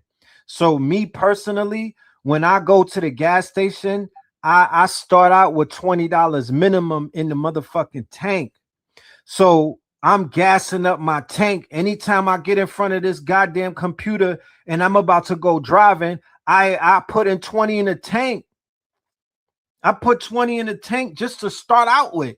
I might put 100 in the tank one day. I might put 1,000 in the tank. And I told somebody this the other day. If you really want to make a movie, not a short, like shout out to brother Ben X, he's killing them with the Yakub shorts. They like 3 or 4 minutes, maybe 7 minutes. I'm saying if you want to do the 2-hour joint, if you want to do the 2-hour boy, where you can have a whole premiere, go and drop $5,000 in credits. Just get it out the way. Cause I don't like working and then I get stopped in the middle of my flow because I gotta bring up credits because I ran out of credits. That stops my momentum. I want to drop 5 bands on Higgsfield or 5 bands on Dream Engine or 5 bands on whatever tool set that I'm using, whatever creative suite. Just get that out the way. Once again, I said that if you're going to do a movie, you got to have a budget. You can't do a movie and you got $100, my nigga. Don't talk to me about a movie and you got $100 to spend. You could do a commercial. And I would encourage you, use the AI to run up your bag. Use the AI to get customers from around the world. People need things done right now. They need websites. They need apps. They need films. They need trailers. They need scripts. They need all type of things. They need avatars. They need all type of things.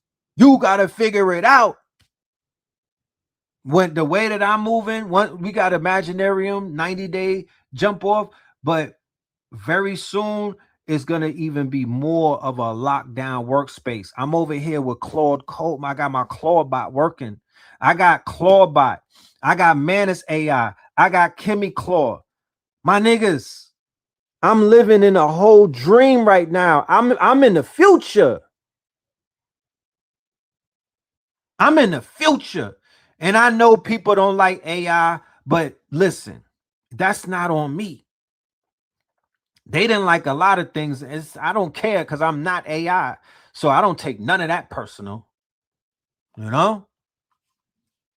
That don't have nothing to do with me whatsoever. With them not liking, people don't like water. You know? People don't like fruits. What does that have to do with me? Consequence, content creators romanticize it and sell it as a natural thing, not something produced by policy, history, and exploitation. Next time you watch something that shows the poverty of the global south, think about these ideas.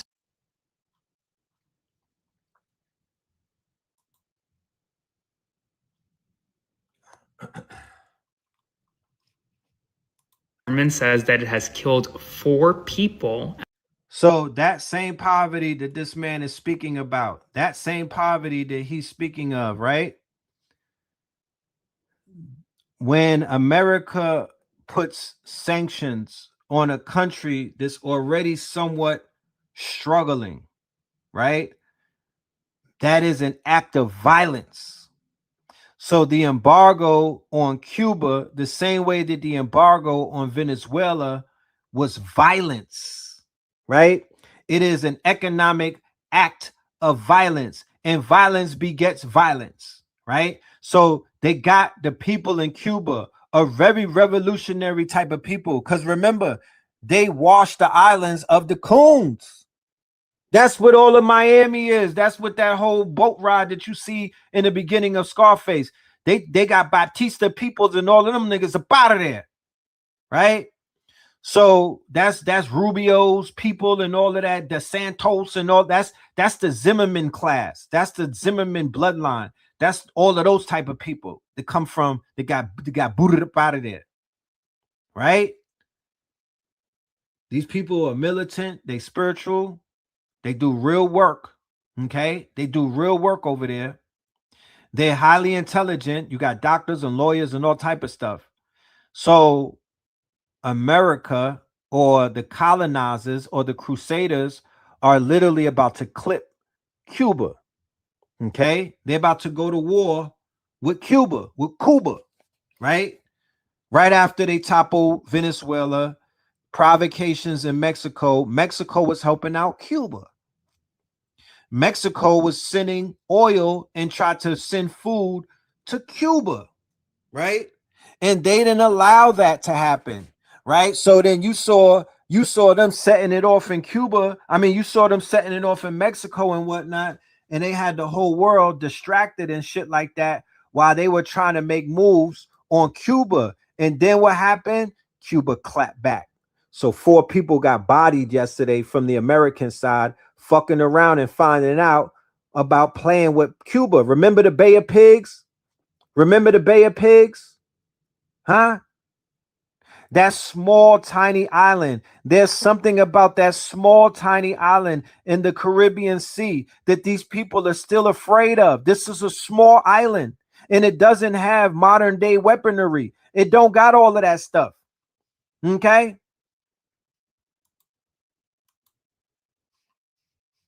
So this is the story. This is the context of it.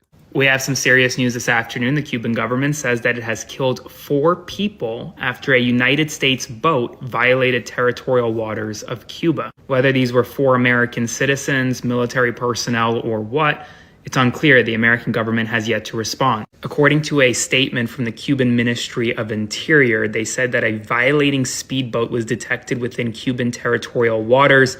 The vessel, which was a registered Florida vessel, approached up to 1 nautical mile northeast of the El Pino Channel. A commander of the Cuban border guard was also injured, and 6 people on the U.S. registered vessel were injured as well, on top of the 4 people that were killed on the vessel.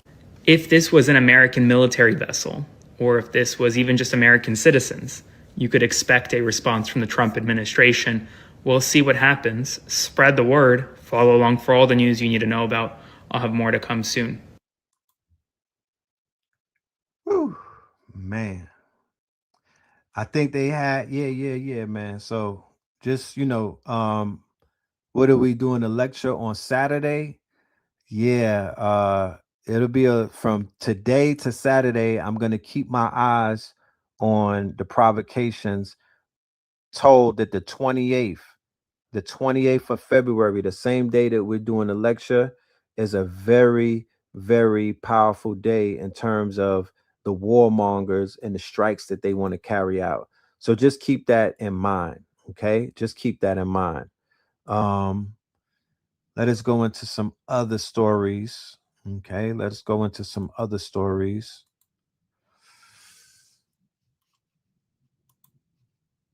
Yeah, but I stand with Cuba.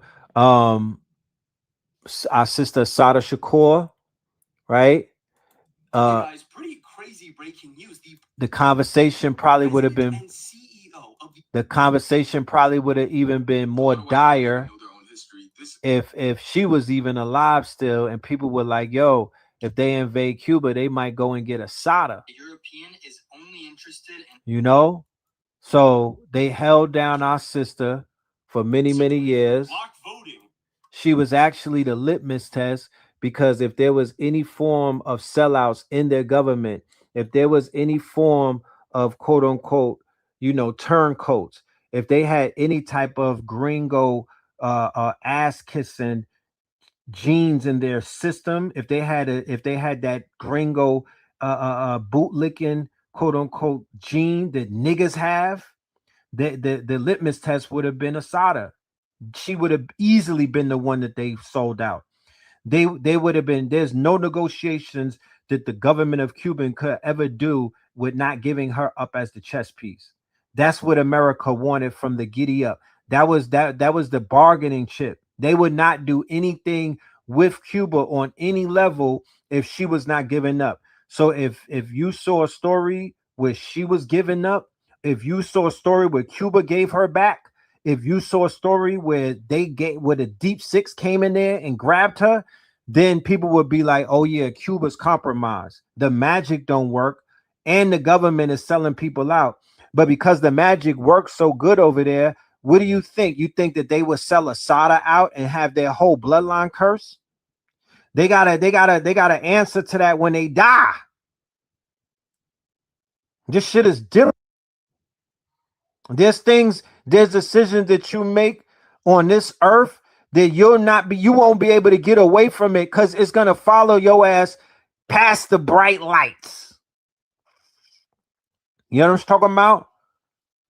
Past the bright light, nigga. You're gonna take that into the other realm. There's certain things that will follow you into the other realms.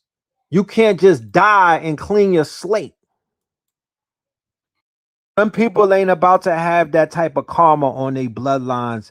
They not about to have that type of spiritual karma. Hell nah. Yeah, you fly right over that bitch in a plane. Yeah.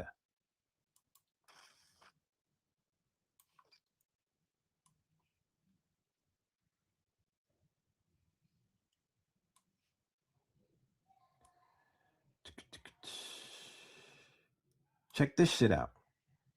If you want to understand Puerto Ricans, you need to know this first. Your abuela didn't come to New York chasing a dream. She came because someone engineered her poverty and handed her a one-way ticket out.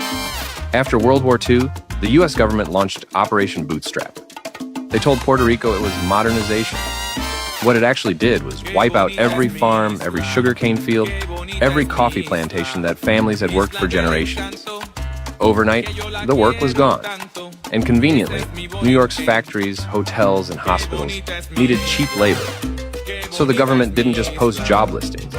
They created the Migration Division Bureau, recruitment offices, one-way plane tickets for $50. They packaged displacement as opportunity and handed it to people who had no other choice. 470,000 Puerto Ricans. So when you go to these paradises, that they misnomer and they label third world and whatnot, they disrespected them. They literally handed these people tickets to come to their shithole, right? Their shithole that they created over here, and took those people's rich lands, took those people's paradises, and convinced them to come and live in tenements, and convinced them to come and live in the ghetto, and convinced them to come and live in the hood and whatnot. And they took their motherfucking land from them. They took their rich land and they traded their rich land for here. They did that to the Virgin Islands. They did that to Jamaica. They did that to the Trinidad. They did that to people in Africa and whatnot. That's why when you go into places like Dunkin' Donuts and Popeyes, you see these groups of people who have working visas. They got the whole village and whatnot selling niggas chicken and whatnot. But what happened to the village that they came from? The village that they came from was sitting on a goddamn a lithium mine, a gold mine, a silver mine. They were sitting on oil and whatnot. So they, all right, we gonna pack the village up. They'll negotiate something with the chief. All right, we'll give you 500 visas, right? That's why they'll have like village chiefs and whatnot working Ubers and shit like that in America on some Kimmy and goddamn coming to America type shit. Because they're selling out rich land. They're selling out land with resources. They're getting them niggas up out of there and whatnot. They turning their land into resorts. And the trade-off is a trip to America, right? They're using our backyard as the negotiation chips and whatnot. And they're using cheap labor and they're undercutting. They did all of that shit and they undercutted the Aboriginal people who are already here, who are in charge of those industries and whatnot. And that's where a lot of this friction and shit like that even starts from. Okay? They sent these people over here on a motherfucking discount, right? To come over here and be a part, but they put them right in the middle of our hoods. They didn't do no type of cultural exchange. They didn't teach nobody the history of anyone else and whatnot. They just placed people right there, boom. And then they gave them more rights on us. Y'all could get a store, y'all could get a bodega, y'all could get this, y'all could get that off of the bodies and the bloods of African Americans who got slain in the streets. Okay? So on our blood and on our cadavers and on our bodies, these niggas started opening up opportunities to cross us, to undercut us, right? To checkmate us. Between 1945 and 1964, they landed in the Bronx, Brooklyn, East Harlem. In freezing cold they'd never felt, in buildings that should have been condemned, in jobs that paid just enough to keep them from leaving. They were called names in the street. Same thing happened with the Europeans, and you see that in the gangs of New York.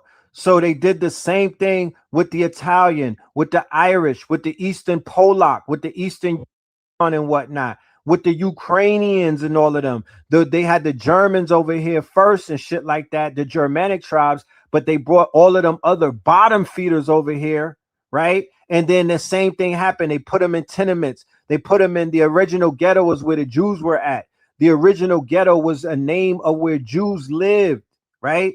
And then they used them to take over the port jobs, to take over the menial jobs, to undercut our people. That's how you have the draft riots and shit like that. And they showed it in the movie. They were basically Holocausting, and they had a race riot, and the degenerates, the migrants, the aliens turned on the Aboriginals, bro. They turned on us. They were handed the worst of everything, and they built the most out of it. They opened bodegas, threw parties that made the whole block feel like the island, took corners of New York nobody wanted, and made them legendary. Your family didn't just survive that. They built something from it that's still standing today. Did your family come during this wave? Drop it in the comments. So when people say, damn, so why did those people get, why they flooded our hood with cocaine? They flooded our hood with cocaine. They flooded our hood with dope. They flooded our hood with quote unquote, they destroyed our hoods. They destroyed our neighborhoods. They brought down the real estate in our neighborhoods, right? Why did they allow the Dominicans to do that? Why did they allow the Puerto Ricans? Why did they allow the Mexicans? Why did they allow the Jamaicans to just pillage and to do all of these things with these drugs? Because these drugs were coming from their countries as well. I'm not just making this up. You know, niggas in the hood was selling shit, but it wasn't coming from the hood. It wasn't coming from the hood. We wasn't exporting it. We were not the suppliers. We were buying from the suppliers and then going back in our hoods and cooking it up and chopping it up. But the source, the import, you know, like when niggas got shea butter, right? When shea butter blew up, shea butter was being imported. It's not native to the land. So somebody had to bring the shea butter in. Somehow, somebody, in order for us to even be flooded with shea butter, somebody had to open up the shea butter floodgates. So who opened up the cocaine floodgates? And why did that shit flood our people? Why did it flood our hoods? Why did we become part of the deluge and whatnot? So they've been cutting deals on the greasy side, and they've been cutting deals on the easy side. They got visas for people to come over here to work, but they also got visas for people to come over here and twerk. And they also got visas for people to come over here and murk, right? They're letting killers over here. They're letting the same way with when they flushed the toilets in Cuba and they let they sent the killers to Florida. You've seen Cocaine Cowboys. They sent the killers to Florida. Well, they sent the killers from Europe to America, and those were the people who were part of wiping our people out and lynching them in the late 1800s and the early 1900s. The same way that they let the killers like Tony Montana and motherfucking what's his nigga that he shot, Manolo, right? The same way that they let him over there, they let the European killers and the European degenerates and the European quote unquote prisoners. They did that before that. They did that before Cuba. So then they did that recently when they let all of them people through the border, right?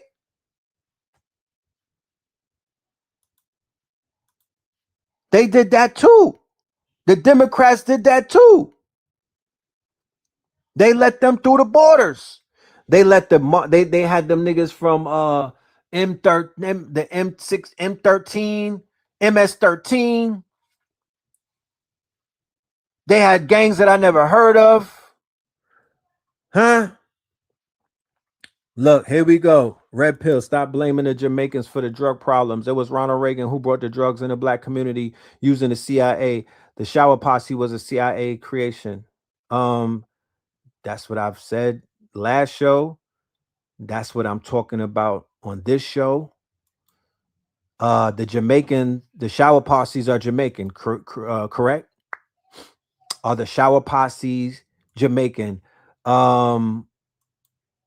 What's the Wheel of Fortune? Nah. Can I get a not Wheel of Fortune? Jeopardy. I'll take shower posse for 1,200. Jamaican. Right? So when I say Jamaicans, that's what I'm talking about. There were Jamaican gangs who infiltrated and were able to sell drugs all up and down, right? Crack. And they got down with killing niggas, right? Wholesale. They went to war in many different states. How many people in here went to war with the Jamaicans in their states over crack, over selling drugs? How many people come from a city or a state where the Jamaicans came, and instead of bringing cultural exchange, instead of teaching people how to do shit the Jamaicans do, they was bringing crack and drugs into your neighborhoods? You know? Because once you make that deal with the devil, it's gonna get you. You're cursed. You're cursed. So once you get in bed with these small hats and these devils, and you start fucking with this cocaine, and you start fucking with them drugs that are already cursed, you're cursed. This is a trap. This is a trap. And they use poverty and other little things to convince people. But you're not going to tell a nigga from Flatbush, about how the Jamaicans was moving. You're not about to tell me that. You know what I'm saying? I seen it all. Okay. So nothing is saying, nobody's talking down on the Jamaican population, but we are definitely saying that the CIA had a hand in pushing murder gangs and murder culture on our people through the illicit sale of narcotics. It wasn't going down like that when they were selling heroin. They didn't have all of that killing during the heroin days, even when niggas was fucking with the white girl and it was powder and whatnot. They wasn't going through it wasn't people murdering the New York was the murder capital in 1990. That came from the Jamaicans. New York was why is New York the murder capital in 1990s? Because of the drug wars that jumped off in the mid 80s, and the Jamaicans was taking over shit, and they wasn't just taking over shit, they were bodying niggas. So before that, we was fighting. You might get stabbed or something, you know, brass knuckles. They came with the shower posse. They turned it into a murder thing. Okay, that's when everything changed. Before that, it wasn't like that. People were getting dealt with because they were a part of that life, and that was a segment. It wasn't everybody. That was a segment. The Jamaicans somehow came, and that shit turned into an everybody game. Can't blame the Haitians. You can't blame the Africans because pushing the poison. Okay, let's keep it a buck. And then when the White Boy Hatcher Hard to Kill came out, then it became more of a Hollywood type thing. But they was on that shit way before that. So let's talk about what the Shower Posse did in Hartford, fucking Connecticut. I was in Hartford for a whole year. My son's mother's Jamaican. All of that was explained how Hartford got turned upside down. And then after they locked everybody up and deported niggas, Hartford is just fucking stuck as a ghost town. The shit is stuck in time. You could go to certain cities that are literally stuck in time, and they're stuck because so much murders took place. Come on, man. The government, I already talked about the government, but to be honest with you, when you speak about it, the government did not create crack. The government was flooding it with cocaine, and niggas made crack, right? They said that crack was made in somebody's kitchen. They perfected the crack in the hood and whatnot. Yeah, the government needed somebody to sell it though. The government needed somebody to push it. The government needed somebody to shed blood and push it through violence. You understand? That's what the government was doing. The government was using their cutouts. They were using their quote unquote, the people that work for them to go ahead and fuck around and push the fuckery. Rick Ross have come on the show multiple times for atonement. He was on No to Ledge Radio 3 times. I wanted to attack him and I could not. I wanted to wash him up. I wanted to judge him. I wanted to be petty, and I wanted to judge that grown man when he came on a radio show, because Blue Pill hooked it up. I was like, I'm gonna get him. This was back in the, in the Harlem days where you could checkmate it, got him. That was like you wanted to embarrass someone. But after he came on the show and started talking, he made me sit down and humble myself. He made me sit down and listen to what he had to say. And I just had to listen. And I did not embarrass him. And I did not go off on him. And I did not wash him up. But once again, it just goes to show how the media and how people's reputations, you'll be judged by your name and your story. You'll be judged when your reputation precedes you and whatnot. He was not a victim. I don't think he had portrayed himself as a victim. I know I saw somebody said that. He was just keeping it so real. And his level of atonement, right? The level of responsibility that he was able to quote unquote take.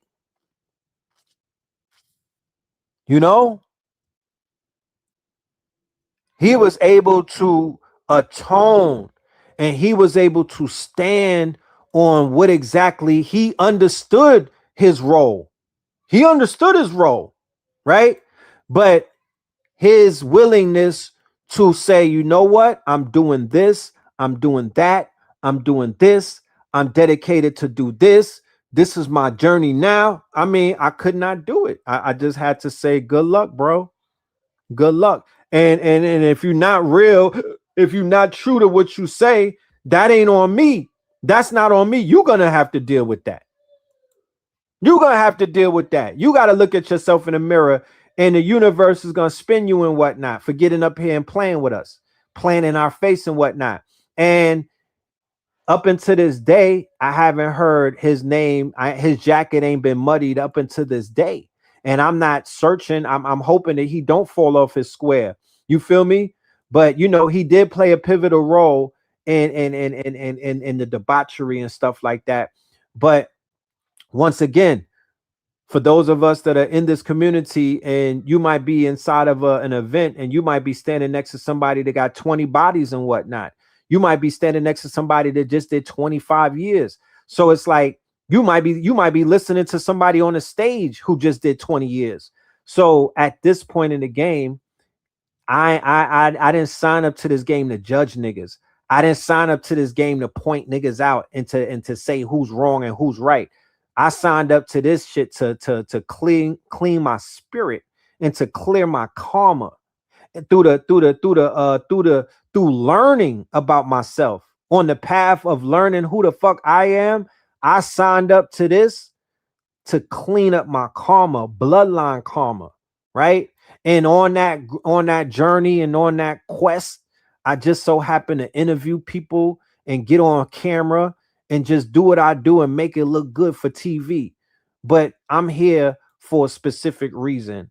So I mean, like you know, I'm the media. I'm the new media. So we know the Ledge Radio is like a podcast.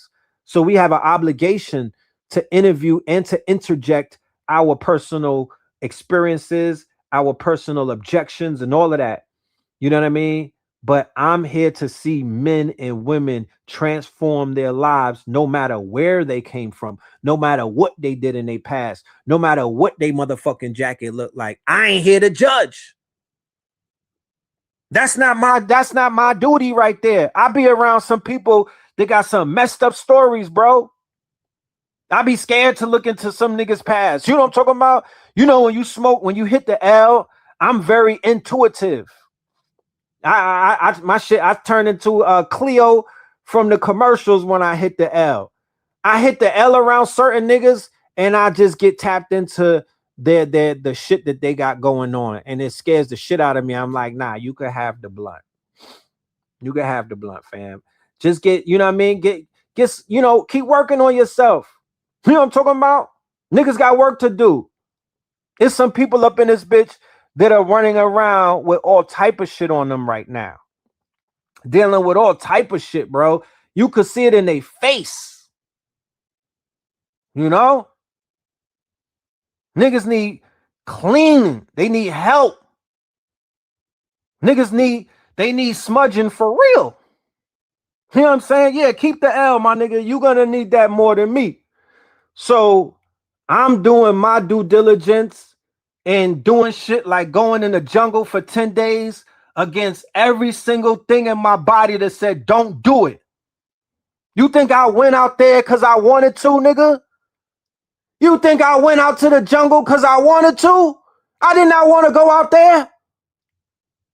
You know what I'm talking about? I did not want to go to Colombia, bro. But I kept saying that I was going to do what I went and did. I kept putting it off for years and years and years. And then I just sat down with a loved one, somebody that I trust. Matter of fact, it was Mama Pill. And we was sitting inside of in the sauna. We was inside of J. Jude, inside of a spa. And I expressed how I felt. And I told her what my spirit was telling me. But then I also told her what my word was. And my mother looked me right in my eyes. And she said, bro, if you said just you was going to do it, then nigga, go and do it. So that's why I did it. I did not have the time of my fucking life out there, bro. You know what I'm talking about? I already told y'all we got to do the good, the bad, and the ugly. And I only did the good. So what volcanoes is going off out that bitch, and floods are going off in that bitch, and all type of shit is going down. I'm just sitting back patiently, you know, still integrating off the medicine, you know, just writing shit down in the journal. But I went amongst the tribe who has been doing what they doing for damn near thousands of years. These wasn't no just come along. There was some powerful people, bro. These was some powerful shamans, bro. They've been in that jungle, they've been in that rainforest since they've been a rainforest, more than likely. You know? These is the big homies. These is the big homies. So yeah, it wasn't easy, bro. It was not and I was not welcome with open arms. It wasn't like they had a fucking ticker tape parade when they saw me. You know what I'm talking about? I more so felt like, nigga, like they didn't want me there than they wanted me there. Did they have dark skin? They wasn't pale, but they wasn't my complexion. You know? They wasn't conquistadors, but they wasn't my complexion. They wasn't, you know what I mean? Nah, they wasn't copper tone. Okay. And there was 60 conquistadors there. 60 conquistadors, nigga, from all levels, from every single pocket of South America and Europe. Just a few of us was from America. You know? What enlightenment did you get from the experience? Oh man, I can't even speak about the enlightenment. I'm literally still getting that enlightenment. It's a gift that keeps giving. It's the gift that keeps giving. It's not a one-time thing when you go ahead and you tap into the medicine and whatnot. It's a journey. It begins a whole experience. You feel me? But it's very mystical and it's very personal. But you know, I was just my awareness was heightened. My awareness was heightened. It showed me the snakes around me. I started cutting niggas off immediately. I don't have no friends. Did I have to walk to the retreat, or did you? What do you mean? Did I have to walk? I had to fly there. I had to fly there. And then we got in the cab. And when I got out the airport, a cab took me 2 hours up a mountain to get to the retreat. 2 hours to get to the camp. It's not a retreat, it's a camp. You know, 2 hours up a mountain, going straight up, not going around a mountain, going straight up the mountain, like literally a lateral, like how you do the incline in Planet Fitness when the machine does the incline. That's how the cab went. Like if I had my phone plugged up, the phone probably would have fell back to where I was in the back seat. That's how much of an incline we were on. I got things off my camera phone. I caught a lot of footage. You know, I'm gonna do, once I get this lecture out the way on Saturday, then I have some time, because I've been very dedicated into just giving y'all what I've been giving y'all leading up to Saturday. Everything that I've done leading up to it is winning Rome. The consistency of this Roman shit and this winning Rome shit is every single show, from the Boys R Us series to the Great Estate is Underwater. You know what I'm talking about? Everything leading up to this, you feel me, is a part of that. Oh yeah, I was definitely in the cut. So just think about being so much in the cut that it's like, there were spots where I was at where it was no Wi-Fi. I had to walk about 10-15 minutes to go get the Wi-Fi. So where I was at in my camp, no Wi-Fi, no phone, no Wi-Fi, but I felt so free. Did you talk to the ant? Of course. Do a bird fly? Like the medicine, you got. I would encourage anybody who is uncomfortable when you hear the word ayahuasca, because if you, it's almost like me describing climbing Stone Mountain, and then it's about climbing Stone Mountain. You see the difference?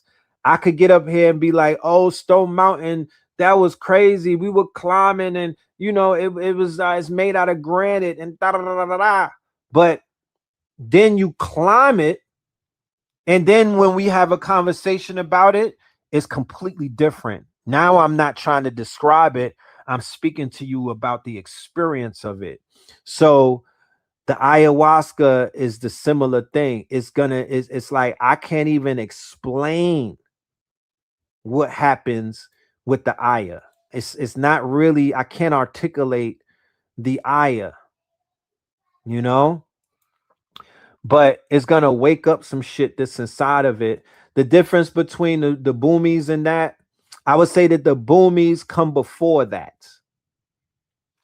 I would say that the boomies come before that. The boomies are going to give you all of your senses heightened. It's going to talk to you. It's going to activate you.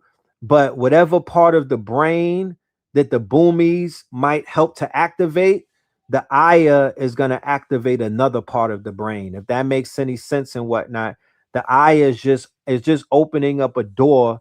It's basically opening up a pathway, so your brain, so one part of your brain is connecting to another part of your brain that's not necessarily connected on a regular default mode. All of our brains are in default mode. So our default mode is not allowing certain parts of our brain to communicate with other parts of our brain.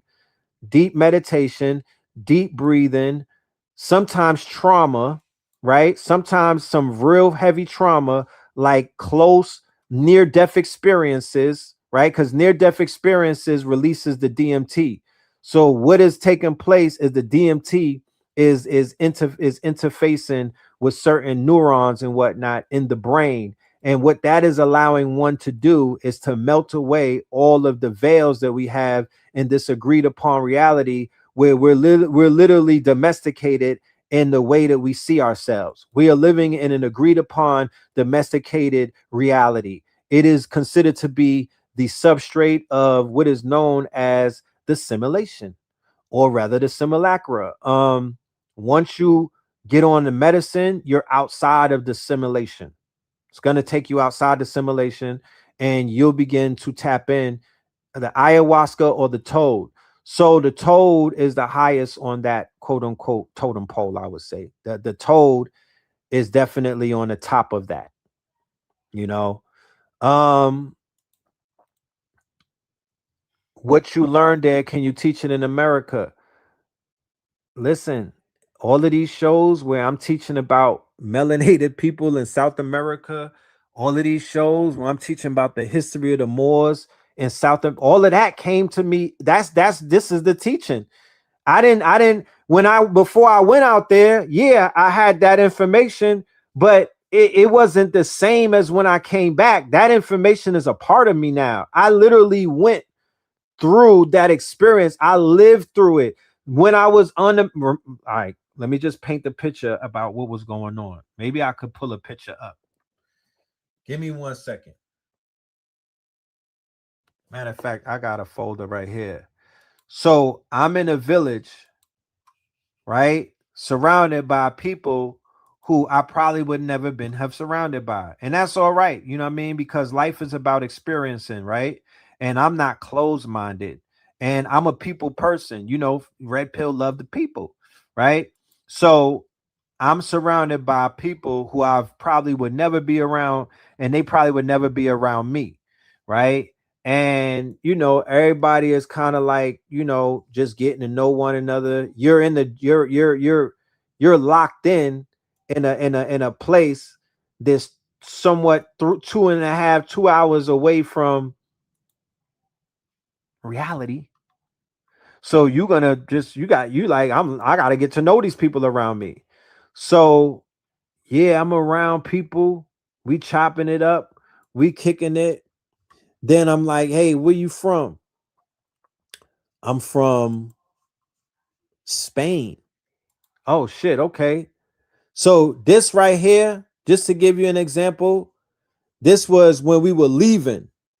Okay? This was when we were leaving to go back to America. Okay?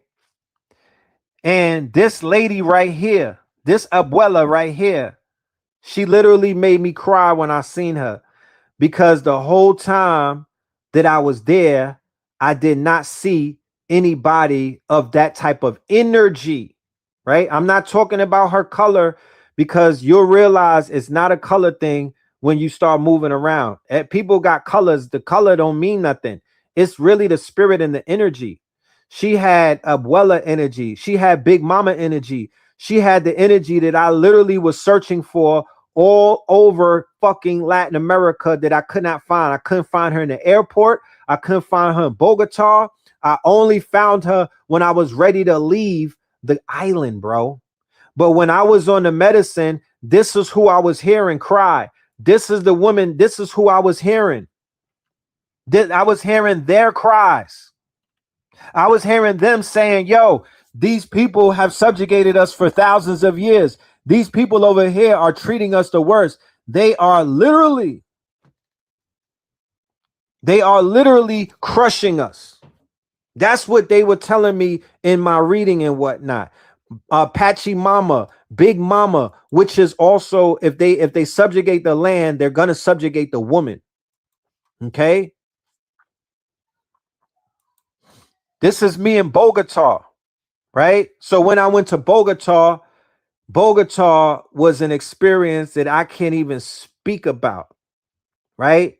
Bogota was such an experience that it would take days to describe the experience of Bogota. Bogota was a spiritual awakening, and I wasn't even on no type of quote. This is before the ritual. This is before the ceremony. This is on the way to the ceremony.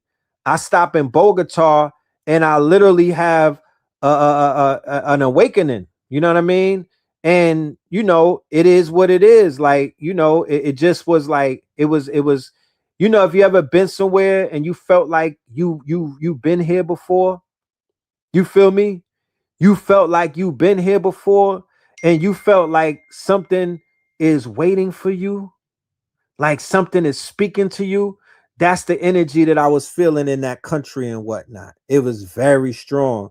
But what it was telling me, it was like, fam, your bloodline, your ancestors, your spirit guides are strong over here. You know what I'm saying? They're strong, but they need you to activate. Stop playing. Don't play with these people. Spread the word. Get your name out there.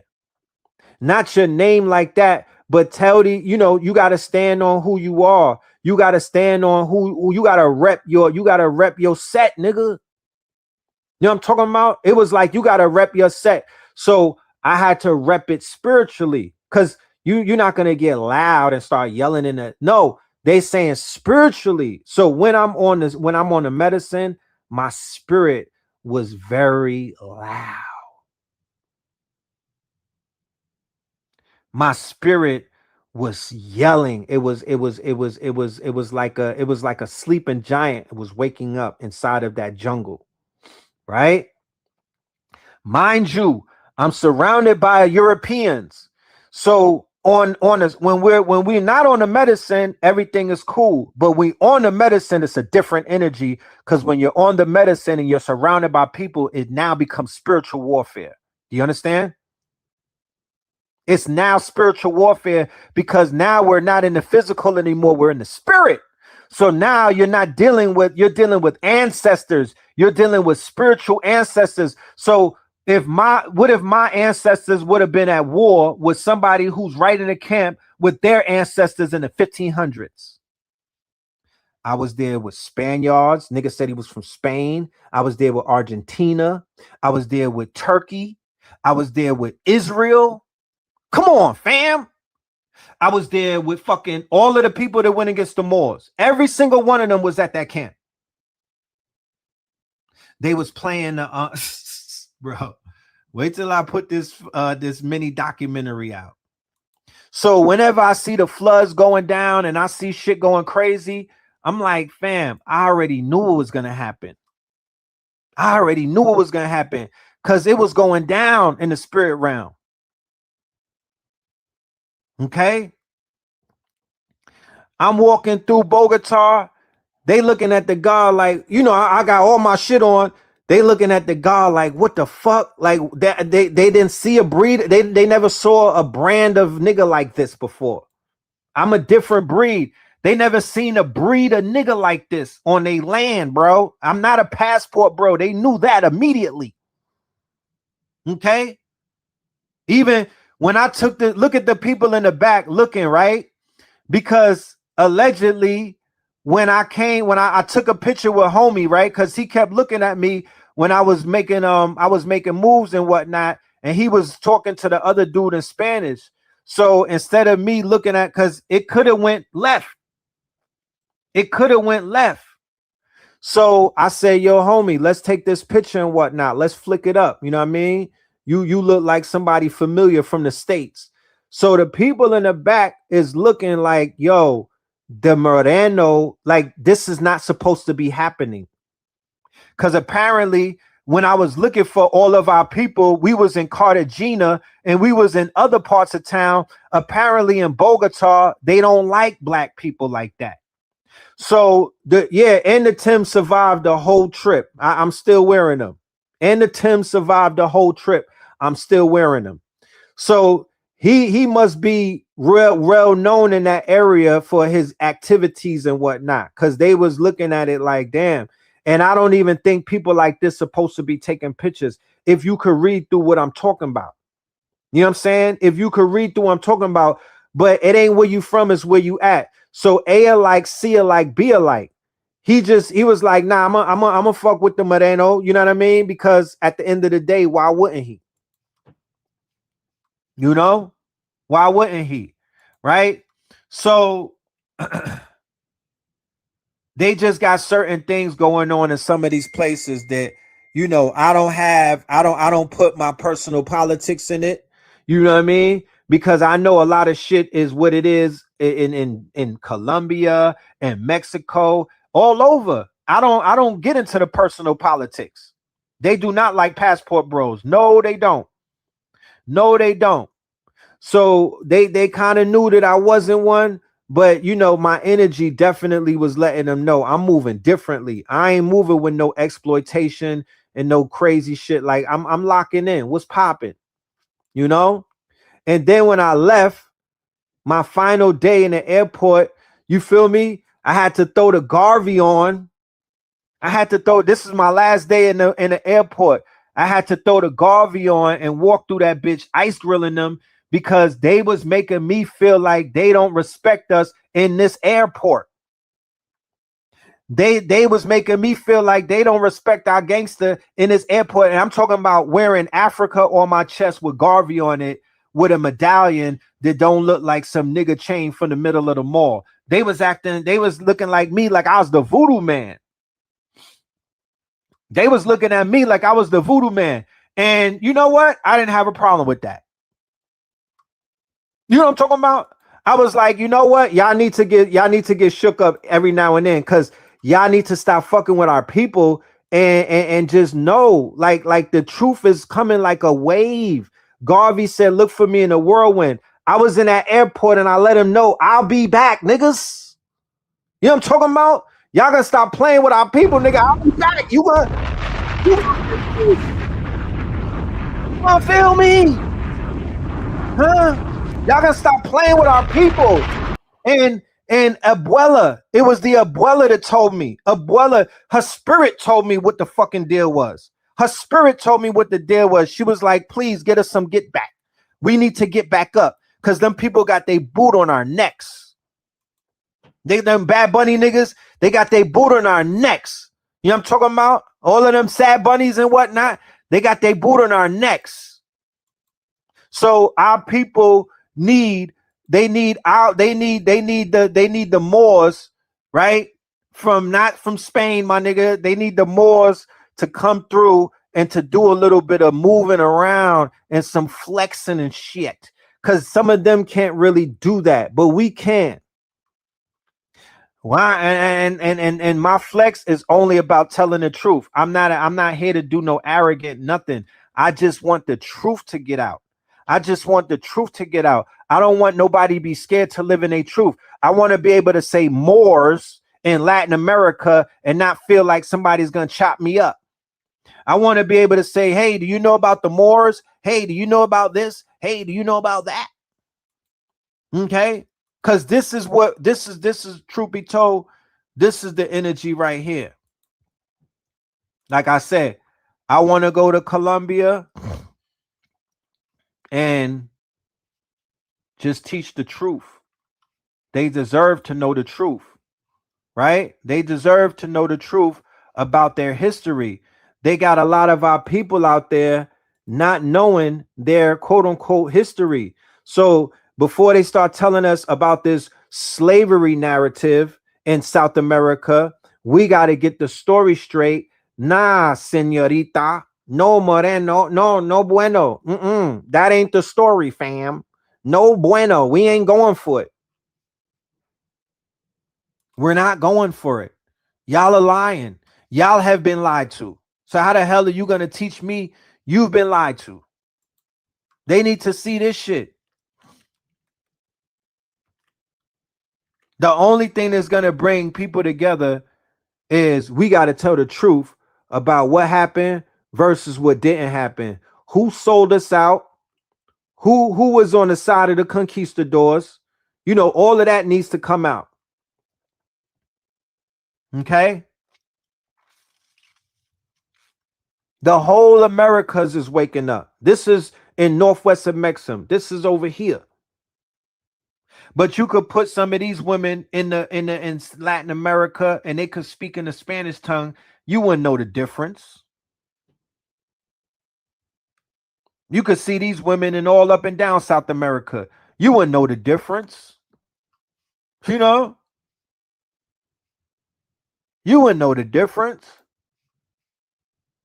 But it's a global campaign. We waking up globally. We waking up globally. Nobody, niggas ain't waking up in a bubble and whatnot. We're waking up globally. And melanated people are going to be in favor of the world if they're not already. And a lot of time, that's why we just got to hold on, stay strong, and keep our reputations intact. You know what I'm saying? We got to move with more integrity and more character and whatnot, because the whole world is waiting on us. The whole world is betting on us. There's no other options left. You know what I'm talking about? Shout out to Ibrahim and them niggas and whatnot. That's the left flank. But there's no other options left. So we got to show speed and whatnot. And we got to move around this bitch like Speedy Gonzalez.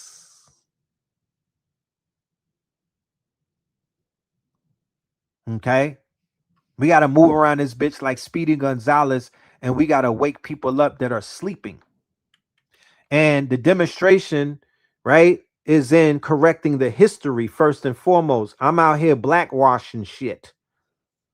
Okay? I'm out here blackwashing shit. And I'm taking these old pictures and I'm bringing them, I'm regentrifying them. That's what I'm doing. I'm using my tokens to regentrify these pictures and these images. I'm bringing them to life. Okay? I'm refurbishing them. I'm remastering them. I'm remixing them niggas. I invented the remix.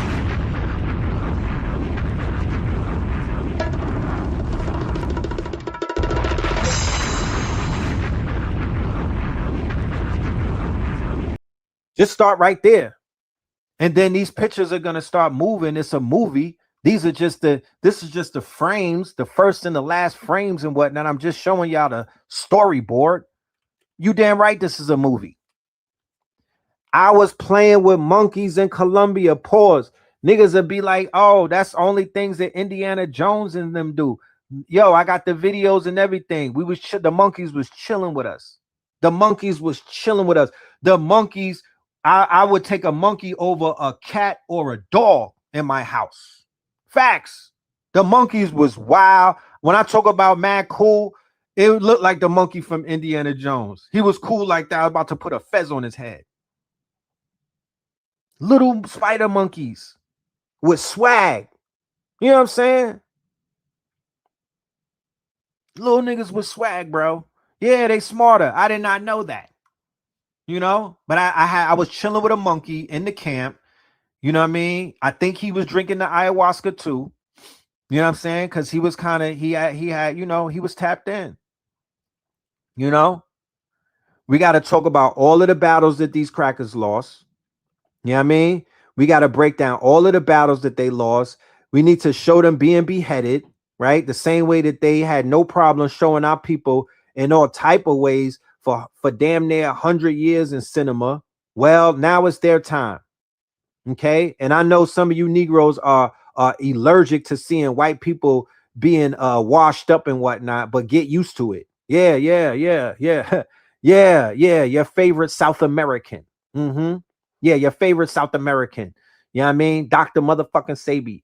Alfredo Bowman, my niggas. Yeah, how about it? Cured AIDS on you niggas. Cured AIDS on you. Yeah, he's from South America. Okay? Spoke fluent Spanish. Spoke fluent Spanish. There's Dr. Sabi's all up and down Latin America. He spoke fluent Spanish. Okay? A South American, a Latin American. That's who you looking at right here. He spoke fluent. I think Spanish might have been his first language. So there's a lot of his energy in the Americas. Yeah, that cartoon coming. We working, man. That's what I'm saying. I'm not here to play games. I'm not even here to waste your time. I'm not even here to take up space. You know? Yeah, a bunch of our speakers speak Spanish. You better speak some type of language other than English.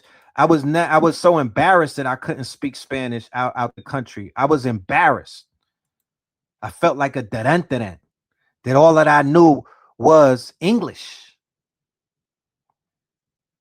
That wasn't a flex. That wasn't a flex. My peoples are polymaths and whatnot. I come from a bloodline that they spoke multiple languages. I'm lacking. Yeah, he's from Honduras. You know, I should have had more than one language under my belt. Okay. Go to Asia next. We should be going to Japan. You know, I'm Africa is my next on my. I was watching the I Show Speed. He was reviewing his trip and whatnot to Africa. And yeah, Africa is definitely on the slate. Kenya, Joburg, talking about Ethiopia, Ghana, Benin. My dad, he did his DNA. We got the Benin links. Okay. So, you know, that's definitely a part of this whole year is just traveling. You know, this whole year is about the travel. You know, don't eat the local food. Oh man. That's what I'm saying. It's about traveling. I just got to deal with this plane thing. You know, I don't want to do 12 hours on a bird, you know what I'm saying? And I damn sure don't want to get on no ship, not with the Leviathan waking up. So we gonna figure it out. You know what I'm talking about? We gonna figure it out. They might have to do me like the nigga from the A-Team. Yeah, just knock me out and wake me up when we get there, because I'm good. I don't want to be looking out the window and they're like, yeah, another 10 hours we'll be in Ghana. The fuck? Because the trip there is one thing, it'd be the trip back. It'd be the trip back. Yeah, we need to get them stargates open again. It'd be the trip back. You know what I mean? That's the shit that gets on my nerves. The trip there is one thing, it's the trip back. I got to do 14 hours back. Okay. And then I'm going through customs and they doing biometric scans. Okay, all right. How bad do you want it? You know? How bad do you want it? You know? But yeah, man, I ain't gonna hold y'all here. We'll be back before Saturday, ladies and gentlemen. I do want to say that we do have a lecture coming up. Let me go ahead and play that commercial and throw the QR code up there. Give y'all the opportunity to come and shop with us. You know what I mean? Blue Pill is not gonna be in class on Saturday only because he is currently in New York. He went out there to do something with Nicholas, and the snowstorm came out of nowhere. So he's there until Sunday. He had to do the lecture at Sunday. He don't have his computer. He didn't think that he was going to be out there that long. So, we're going to make it up. Blue is going to probably do his segment on when he comes back, and then we'll upload that together. But yeah, I got this shit from right now. I'm gonna cook. You know what I'm talking about? Y'all don't got nothing to worry about. I'm gonna give y'all a good solid 4 hours of some fire, So y'all tap in for that. Let's go to the commercial. We be right back.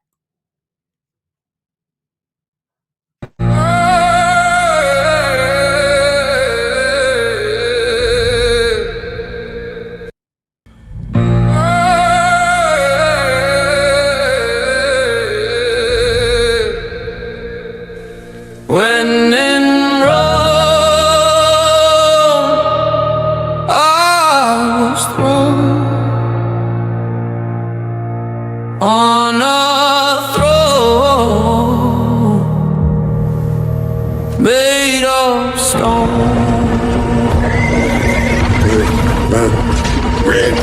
Red sky over cobblestone roads. Fire horse run where the river won't flow. I was just a kid with a crown in my head, counting every step, trying to outrun dread.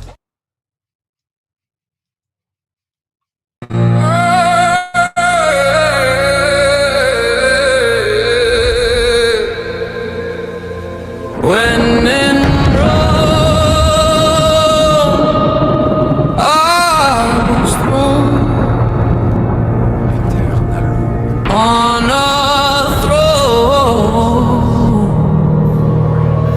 made of stone.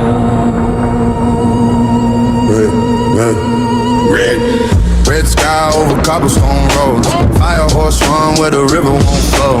I was just a kid with a crown in my head, counting every step, trying to outrun dread. Cards on the table, kings in the hall, gold on the marble, names on the wall. They said, boy, you were born for the war. I said, I'm just trying to find a fire source. Racing through the ruins in my veins, of course. Every time they change me, I just change the course. Can't burn me out.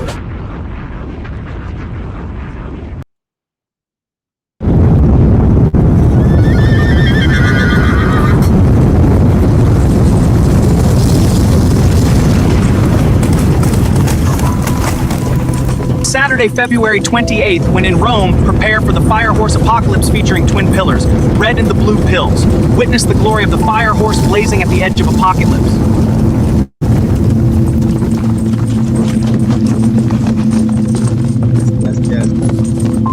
We're gonna have a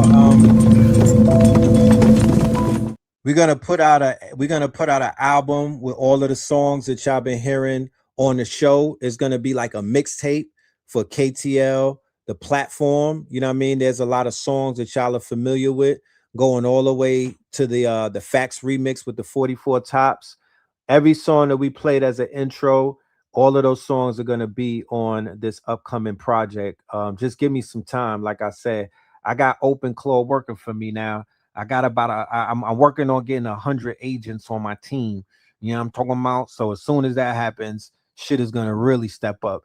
Y'all are going to see this platform quantum leap in the next 6 months on God. And, we're not going to do it on our own. We're going to share it. We're going to show people how to level up. We're going to show people how to fire their boss. We're going to show people how to get off of this grid and to become digital nomads. We're going to show people how to become a generator, operator, destroyer, right? How to use the AI and not abuse the AI and not be used by the AI, But let me go. Let me get in my bag. And I shit you not. This information is going to benefit anybody who uses it. Okay. Anybody who uses it for their advantage. Like I said, the AI shit has hit another level. It's another level that we're in. We might have been on level 2. We're on level 3 right now. So the conversation has to be had. I'll cover it in the apocalypse because it's a part of the fire horse. Aries is in Neptune. Aries is in Neptune. So that means the technology, I don't care who tries to go against it. The technology is going to go crazy. It's going to expand. It's going to blow up. That is exactly what's happening right now. The shit is working and it's doing things that has not been possible for forever. Forever. So I don't want to talk. I'd rather show you. You know what I mean? We'll see you on Saturday. Let me throw this up again. Anybody that throws more than a dub, y'all get to get in the class. Y'all get to get in the lecture. The ones who buy the full price, you're going to get a book, an ebook that's going to with your ticket. That's a bonus and whatnot. So am I going to break down how to operate OpenClaw at the lecture? Yep. I'm going to have like a 30-40 minute segment on the lecture on OpenClaw. Really agentic AI is just that OpenClaw is kind of like the first ones, like how ChatGPT is a chat bot. So it caught the title of whenever somebody is talking about a chat bot, they're saying ChatGPT. Well, that's the same thing that happened with OpenClaw. They happen to be the first ones that popped out to show everybody what you can do with agentic AI. So now everybody's calling agentic AI OpenClaw, or when they, you know what I mean? But you got ChemiClaw, you got OpenClaw, you got NanoClaw, you got so many different claws. You got Manus AI, Perplexity just put something out, Claude just put something out, bro. And OpenClaw is open source. So what does open source mean? Open source means that you in the audience could take the code and you could tweak it and make your own version of it. That's what an open code is. It's almost like somebody saying, you know, my rhyme book is in the library. What? My rhyme book is in the library for everyone to read. But don't take my rhymes verbatim, just tweak it a bit and your ass could have a hot ass song. That's what that's what GitHub is. That's what GitHub is, a repository of rhymes for niggas that want to rap. Okay? It's a repository of code for people that want to build, for people that want to create, for people that want to make something, not break something, not shake something. The ones that want to make something. So shout out to all of my makers. Shout out to all of my creators. Shout out to all of my developers. Y'all was the niggas saving the world anyway. And you're going to still, that's what you're going to still be doing. Y'all was the ones saving this shit anyway. Shout out to my blurs. Shout out to my smart niggas. Right? Because y'all the ones that been saving this shit anyway. And y'all need y'all props. Fuck a flower. You need a rose garden. Fuck flowers die. I don't want no flowers. Flowers die and roses smell like doo-doo. You know what I'm talking about? Forget about giving me my flowers. You know what I mean? Forget about giving the master teachers and the intellects their flowers. They need something more than that. They need something more than that. This whole world. Look at all of the people waking up. Telling the truth and dropping knowledge and dropping bars is America's favorite pastime. I've shown you the Rainbow Coalition. Every single color is out here putting out videos that could have melted the internet 10 years ago. Them little 1 minute videos that I be showing, we so spoiled and whatnot. Some of that shit would have melted the server 10, 20 years ago. You know? They would have. So this is what we got going on. We got the lecture on Saturday, right? One of the first lectures of the year. This is livicated to my Patreons who I got to feed every month because y'all hold it down. You know what I mean? Y'all vote with your dollars and whatnot.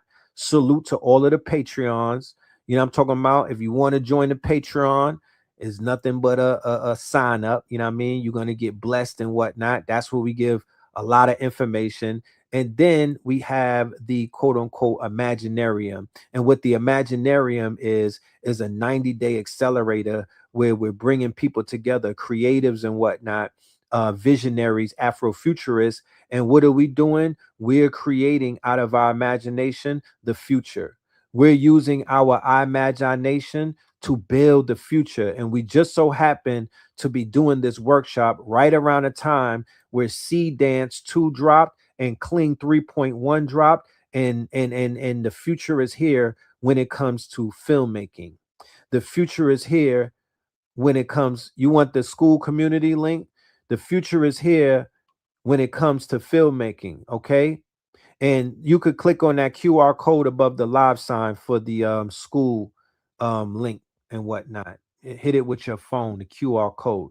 So yeah, so we're making movies, short films, videos, cartoons, comics, prototypes for toys, anything that we want to do that's in our mind, any asset that we want to monetize, any story that you want to bring to life, you now can do it and whatnot. But we're showing you every step in what to do it. We're going to help you with the frameworks. We're showing people how to use Claude Code, Claude Cowork,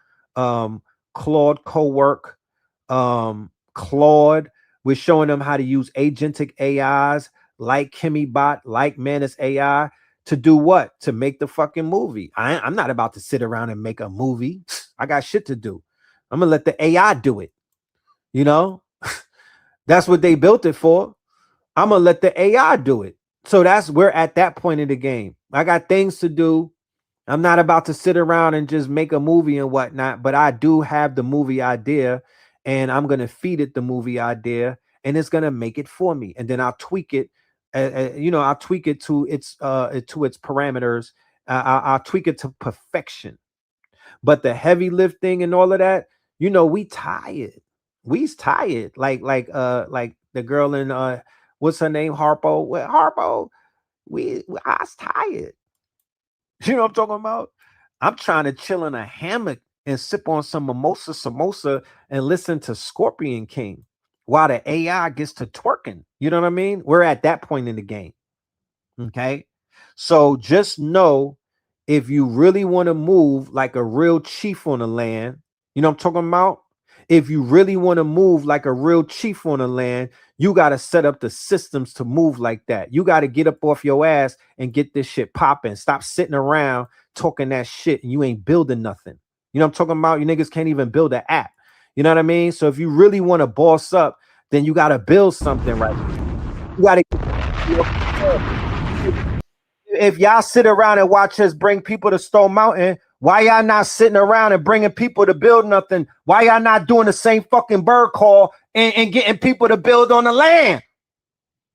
If y'all seen us bring thousands of people to Stone Mountain, but you niggas are sitting around sneak dissing and hating, but y'all never brought nobody outside. Fuck out of here with all of it. To this day. To this day. To this day. Niggas sat around and made mad videos about us, talking about we cult leaders and all of this stupid shit. But I ain't see one nigga give a bird call out yet to get they people up out their house to do something. You know what I'm talking about? Niggas ain't sent a bird call out yet for nobody to come outside and do nothing. So what are you talking about, fam? All of this talk in this community about people doing stuff. Where? When? What are you doing? Man. Astaghfirullah, bro. Astaghfirullah. Let me give some sea moss. Let's get a word from our sponsors and whatnot. And let's go. And we be back.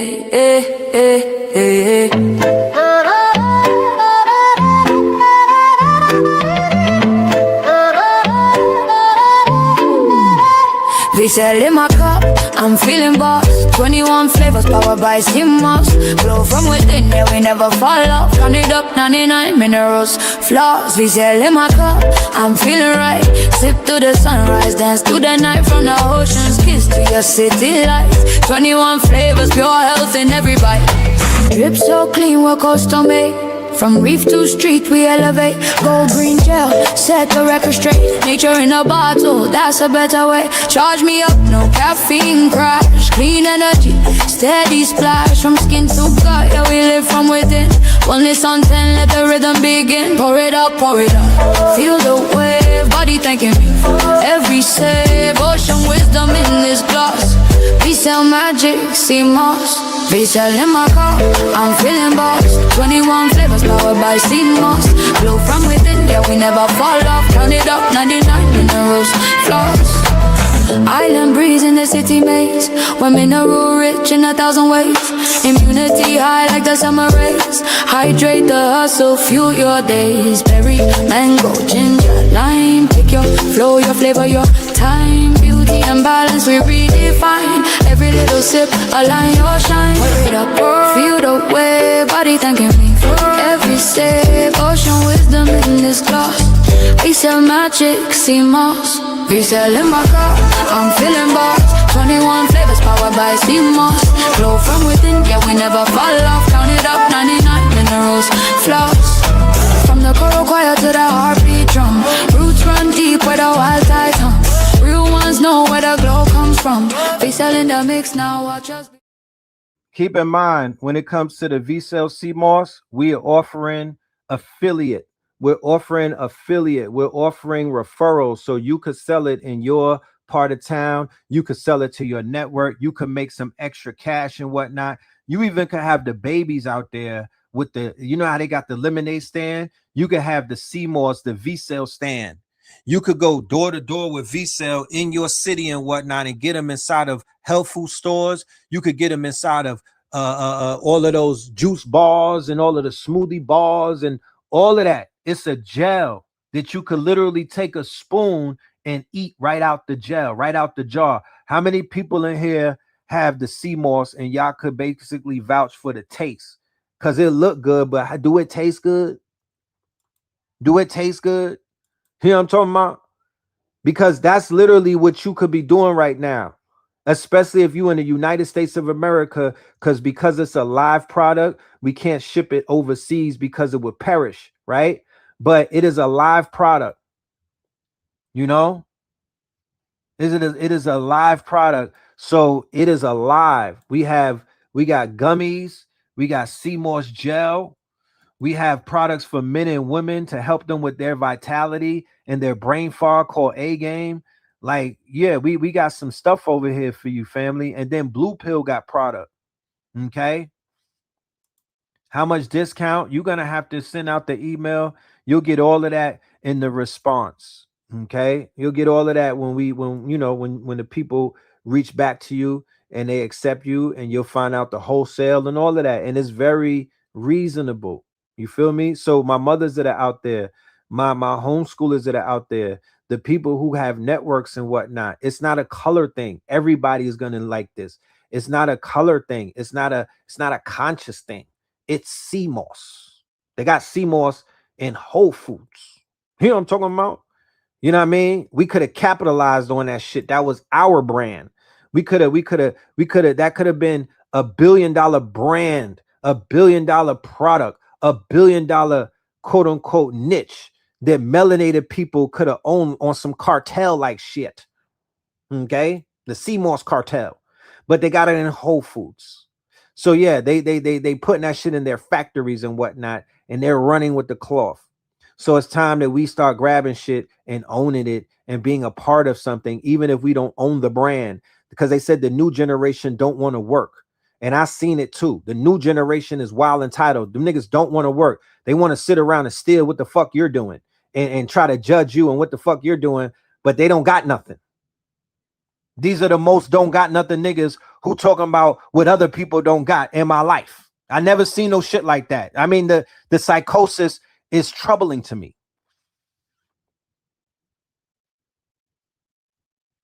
You know, The hell? But with that being said, ladies and gentlemen, you know, I'm gonna leave on that. I'm gonna just leave it on that word. You know what I mean? The most non-working, non-motherfucking don't want to do nothing. You get somebody to work with you, they'll work with you for 3 days and just start complaining and shit about what they're not gonna do, what they can't do. My face hurts, my back hurts, my toe hurts. If you niggas don't get out of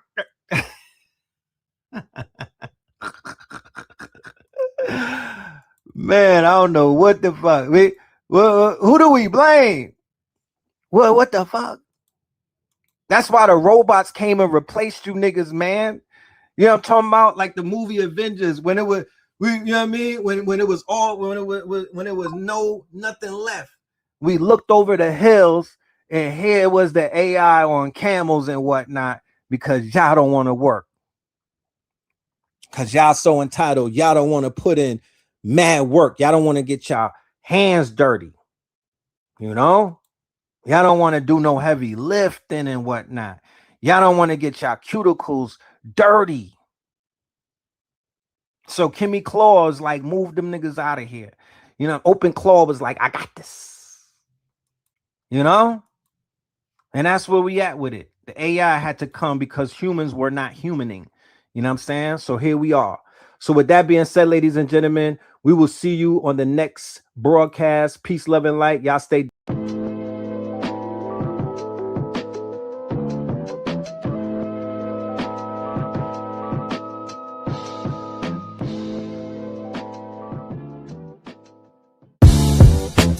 Can't beat us, join us, please bring your coinage. We sing 3-pointers, money shots, all net, all vets. Bums we not, jet skiing in them sunny spots.